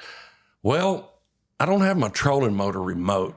I left it at the boat ramp on my rearview mirror in the truck." These 2 guys looked at me like, it was worse than go to hell. Like you slapped their mom. Yeah, I mean, it was like, are you joking me, you idiot? What are We're paying you is for this how what? you mess with people? What are you doing here? And so Jim, being as kind as he is, he's like, why, man? Just get upwind and drift through them and let your guys cast to them. And the wind's blowing like 2 miles an hour. So it's going to take us forever to get there. And I said, Jim, I can't do that. Those are your fish. I don't want to mess them up before you have a chance to catch them. I got to go back to get my remote, and that's just the way it is. So I turn around, and these two young guys are like, what the hell are you doing? And I said, guys, I'm sorry, but this is the way it is. We can't do this without that trolling motor remote. And I know you're upset right now, but I want you to listen to me. Mm-hmm. In my experience, if we can stay positive through this little hiccup we're having, and it happens all the time where people leave the sunscreen, they leave their sunglasses, something at the boat ramp. You have to go back, And they're like, oh, I forgot this. And I'm always like, well, let's go back and get it. And they're always like, oh, we don't want to waste the time, And I'm like, no, here's the deal. I've learned through these years, if you do what you need to do to get your shit together in the mornings, if you stay positive and you don't let it affect you, sometime later in that day, you're going to find yourself in a spot where there's a tarpon right there within casting range, and you're going to cast over there and you're going to catch that tarpon. Yeah. And had you not left your keys in the truck, we would not be here at this second that tarpon is right there. Had we not gone back and got those keys, you wouldn't be living this right now. We eased up into the fish. When I got back out there, I got back out, and Jim radios. He goes, KT, they're still there. And he hadn't moved. He was waiting on us. Took us probably 30 minutes to go in and get all this. And we come back, and thank the Lord, they're still there. I ease into them. I put a guy in the back. I put a guy in the front. One casted off one side, one off the other side, both fly rods. We doubled up immediately, over 100 pounds. I think we jumped both fish off, but they both jumped their first tarpon. And I think later in the day, we got 2 or 3. But then Jim got to come through, and because we had all been kind and positive, and working together, I think they tripled up, And wow, and that could have been a nasty situation. People could have been all pissed off and upset. Dude, come on, we're waiting. Like, the fuck's the matter with you? Whatever. But because everybody stayed up, beating positive, it's a lifetime memory now for 5 different people. Dude, absolutely. And it's one of those things we talked a little bit about demeanor when you were telling me about like me keeping my shit together about the stuff, or about the line. But it's like, I think I was telling you something along the lines of like, well, and I even told a story when I was fishing with Jared Raskow about like finding a bunch of tarpon in about 7 to 9 foot of water. And I have Jared, someone as intense as Jared, calling fish, close combat, 40 foot, not a lot of time. And I remember thinking to myself, wait, like I just got to pretend like I belong here. Just calm down and just don't even care. If I hook, don't care, anything, just do it. And that's one of the things that was like one of those aha moments that I had. And luckily with someone as prestigious as Jared. But I remember I jumped 7, I jumped 7 that trip, and I jumped 3 that day, 2 the next day. But it was like where you just felt, and that was one of those things when you were like, dude, it was just so cool how you kept your shit together. You just fucking did your thing, kept that thing tight, like, and it was like this doesn't sound silly, because I was getting nervous when we were getting up on those fish, but I also in the back of my head thought there's no way I can ruin a shot at 90 foot. Like there really isn't. I've practiced for this moment. So it gave me that little bit of extra relief. And it, again, proving in my head is like the more or the less you care about the end result of a fish, the higher the chances that you will get to that result. Absolutely. Yeah. And you're enjoying every moment along the way. Dude, absolutely. And no, you're absolutely right there. One of my best memories with Jack, tarpon memories, this doesn't happen much anymore, but I was out with Ed Hinkle, my NASA engineer guy I've told you about. You want to tell that story too with Owen and Ed? That'd be kind of funny. Later, then right now, after. Yes. Yeah, but so I'm with Ed. It's been a long day. We're 8 hours into the day, and and I didn't tell you this part, but there is a black cloud coming from the north. This is September. And I'm literally like, dude, Ed, we got to go because that thing is coming at us, and we need to get in before that. And I'm going in, and Jack Campbell passes me going out. And what I thought about when I saw, and he was an older guy than me. Uh-huh. And when I saw him headed out with the storm chasing him from behind, I told him that we had seen some tarpon out at 40 feet, 4 miles offshore. Uh-huh. And he's headed out there to get them. And there's the black blue norther coming in. And I thought about the priest in Caddyshack, the movie. Do you remember the priest that had his best round of golf going, and it got dark and the storm came and it was thunder and lightning, and he makes his putt on the 18th hole and plays his greatest round of golf. And that's the kind of the end of Caddyshack, is that old priest, you know, having the moment of his life. And I'm like, there goes the old priest right there. He's headed out to where he thinks the tarpon are, you know. And I'm headed in. I'm getting out of this storm, you know. Well, I get in. My friend Ed gets on the dock, and he's headed off, and my telephone rings. Jack Campbell. Mm-hmm. KT, where you at, man? I'm at the dock. Where are you? He goes, I'm out here in them.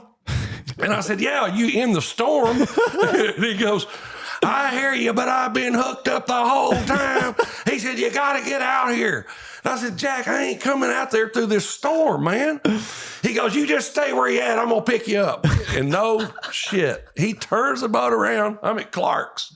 He drove in from 40 feet, which is 4 miles out there, through the freaking norther, picks me up at the dock. Back through the northern. Yes. And we're going, now the northern's pushed past the fish. So now it's pretty again. And we get into about 30 feet of water, and Jack shuts down. And he goes, KT, start looking right there and scan all the way to right here. And I'm scanning, and this is solid tarpon for 5 football fields. Rolling, bubbling. They're everywhere. And we are in the middle of them. And both of us have intermediate sinking lines on. You can't make a cast without jumping a fish. And we are literally trying to jump them off, to get the next cast. Yeah, absolutely. You know? It's a number. And we're breaking shit off, and we're tying new flies on, and we're just going nuts. I mean, we're both catching tarpon at will. But they were all 100, 120, kind of small fish, you know? And now we're getting a little cocky out there. And I said, Jack, watch this. And I made like a 90-foot cast. I had a little weight on the fly, like bead chain eyes or whatever. And I said, watch this, Jack. And I put it out there, and I just started counting. 1, 2, 3, 4. I counted to 100, super slow. And I could see my line going from the tarpon that were hitting it while it was sinking. And I get to where I think the bottom is. And I said, the big boys are underneath, Jack. And I was down. Probably took 3 minutes to get down. Just waiting. And I said, all right, Jack, watch this. And I just bent down, and I just did one continual strip. Yeah, right there. I got him. That fish came up through all the other fish. So that fish jumps like 10 fish. So just out of a movie, like a CGI movie. And then mine goes straight up, like right out in the middle of everything. And it's the biggest one we've hooked all day. And he's like, damn, you were right. And I was like, yeah, man, look at this. So we go crazy. I think that fish jumped off or whatever. I'll try to jump to the end of that great story. Now we find ourselves in closer to the bank. The day is getting late. We need to get out of there. We're both just wore out. I swear we put well over 20 fish in the air. And we fought some of them for 20 minutes, you know. I think we let a few go. Now we're in kind of shallow, 15 feet of water, pretty close to the beach. We're still in fish. We literally cannot get out of the fish. We stop at one point, and I think I'm fishing off the front. He's off the back. We're not using buckets or lines, just everywhere. And I look in the middle of the boat, and there are 200-foot fly lines in a ball of tangled shit. And there's fish all around us. And I look, and I said, Jack, man, you got our shit all tangled up. He goes, no, KT. And he said, no, you got your shit tangled up. And I was like, no, that's yours. And he said, no, that's yours. And so I said, Jack, untangle that shit. And Jack got down there, and he untangled all of it. He goes, all right, I got mine. And he starts fishing, and mine is in a ball. Tangled up. And I'm like, come on, Jack. And so now he's fishing, and I think he jumped one or whatever. But he left me a ball of shit. And I'm sitting there like trying to get it all undone. And I got like 20 feet loose with the end where the fly was. Mm-hmm. And the wind is pushing us towards the beach, and I'm on the beach side of the boat. Yeah. So I got 20 foot of line off the tip. That's good. But we have now drifted over the line. So the line is under the boat, and it's back here. Jack looks at me and goes, KT, that's awful perilous. And I said, I know, Jack, but I got to get this undone. He goes, buddy, you're going to break that rod when he hooks it. You're going to break that rod when he hits that fly.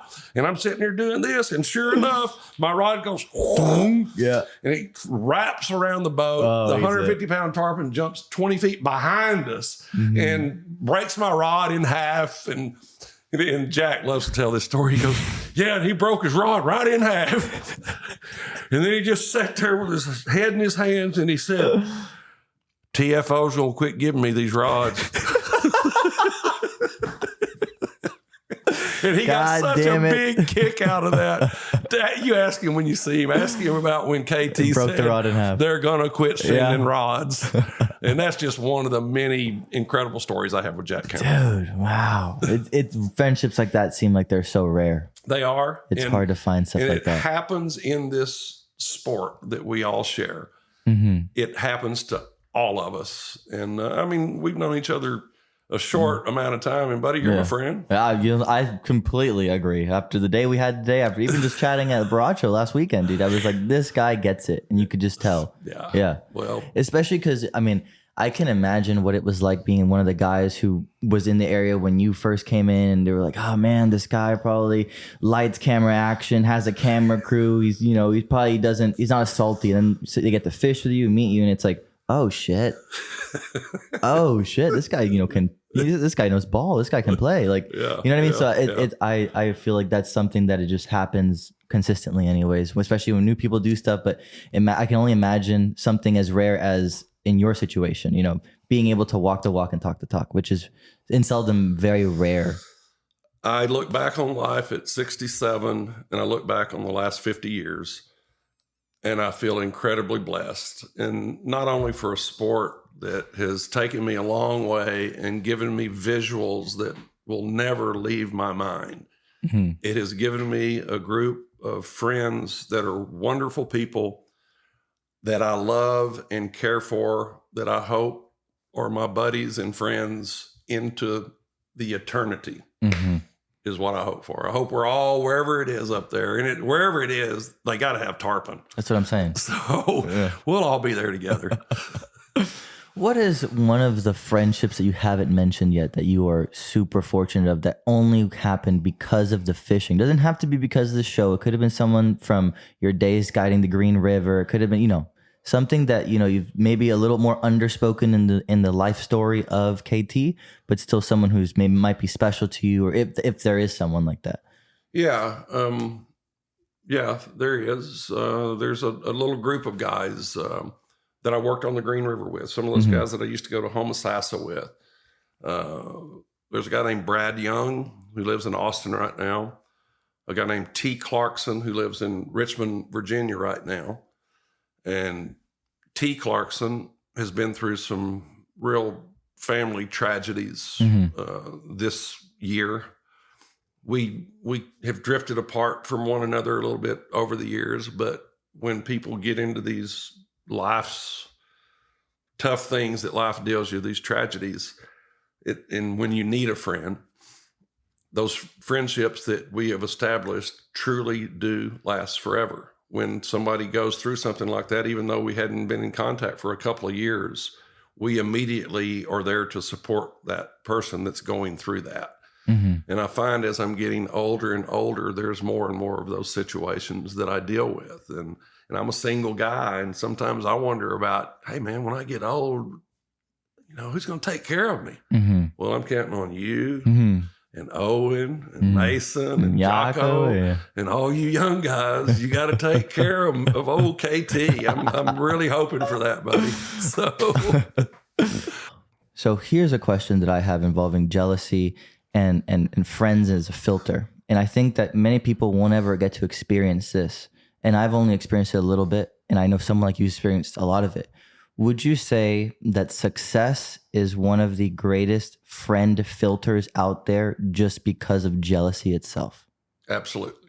Yeah. That's something that and it's such a hard thing because when you say things like that, it sounds pretentious. Yeah, pretentious, egotistical, whatever. But I'm having trouble with the words. It doesn't change the fact that it's true. That's the thing. It's fact. And like one of the things that I've noticed, and I maybe this might help you get an answer out, but one of the things I noticed is like people who I genuinely thought were some of the closest people in my circle, or some of the people that, you know, kind of did their own thing and gave me the middle finger. And it was like, I am so blown away that this has gotten this way. I thought, you know, it was going to be friendship, kumbaya till the sun sets. And I think you'll find as you get older, more and more that will be what you deal with. Yeah. But when you're young and you're up and coming and you're driven and you have goals and you're meeting some of your goals, there's going to be peers, people around you that are going to see you progressing. Mm-hmm. And it's just a human nature thing. And it's a terrible human nature thing of jealousy. And it's not real hard to see.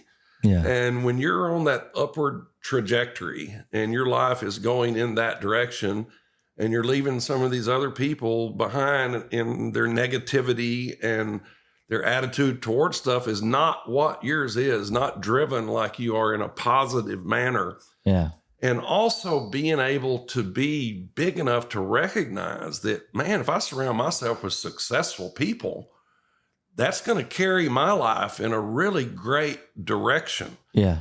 And you can't do that with jealous people that are insecure about their own accomplishments in their own life. When you get a bunch of people that are solid in who they are, and you become a part of that group of hardworking people that are achieving things that you dreamed about. Everyone feeds off each other, yes. And that's something people dream. No, there's not a lot of people that get to live their dream. But you're living it. Right now. I'm living it. Yep. I've lived it.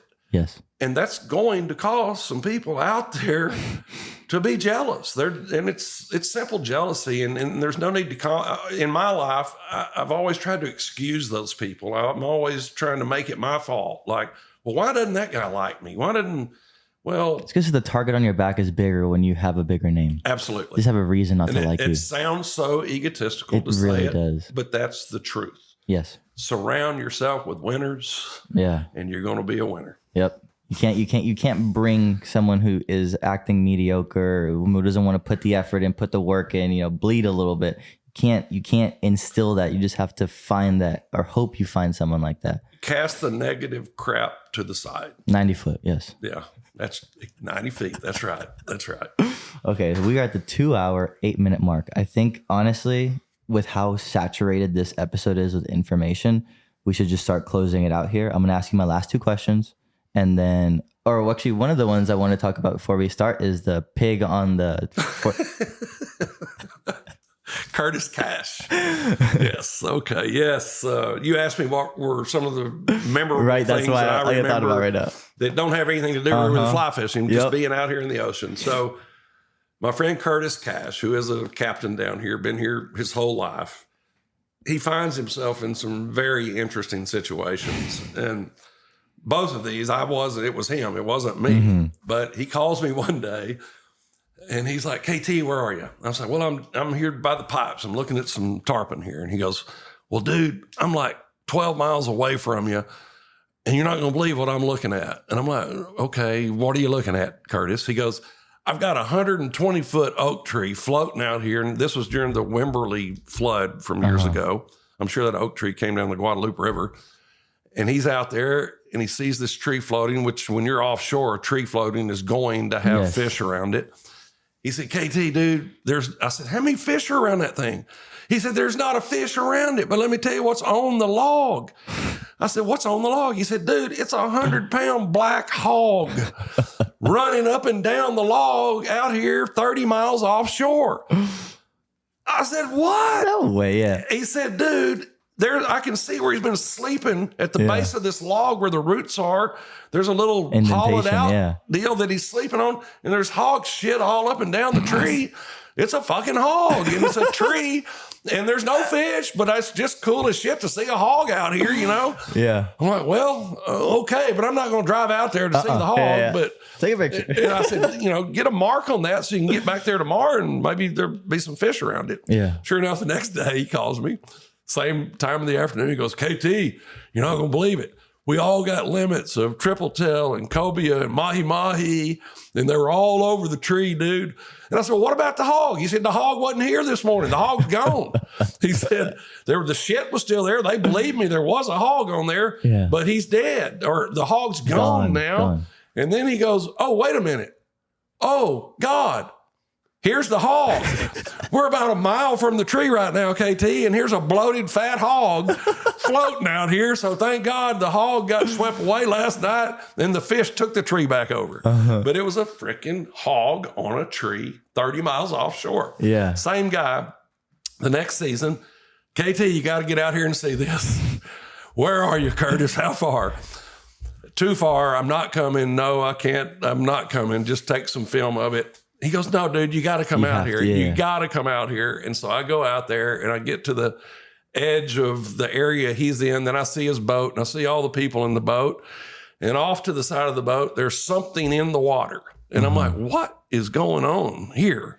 Has he got a client in a life jacket out there fishing? Or why is the separation in this boat and whatever I'm looking at over here? Well, it was the boat with clients in it. And Curtis is on the back of a whale shark, like he had a saddle on it, with his hands around the dorsal fin, riding around on the surface with a freaking 15-foot whale shark. And the boat was already full of cobia, triple tail, mahi-mahi they'd caught all around the whale shark. Which is already amazing to think about. And he jumps off the whale shark, swims back to his boat, and says, that's pretty cool, huh? So... Curtis, he's a guy you might want to get some stories from. If you could give me his phone number, man. Everyone we've talked about today, all the people I want, for sure. Okay, but 2 hours, 12 minutes. We'll start closing it out.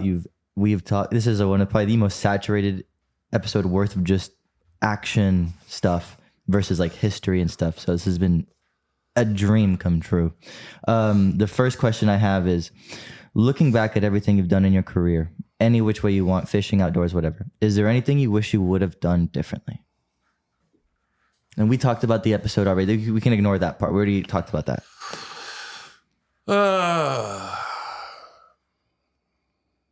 Man. The truth is, it's a no regrets deal. Yeah, most people would say all the same thing. And I think that's the best way to look at it. You understand mistakes, but it's like, I'm also not going to take it back. Yeah, and I think everything that has happened in a negative way was just put in there to teach me something. Mm-hmm. And I just really, I can't think of anything that I would change. Kind of like Kamala.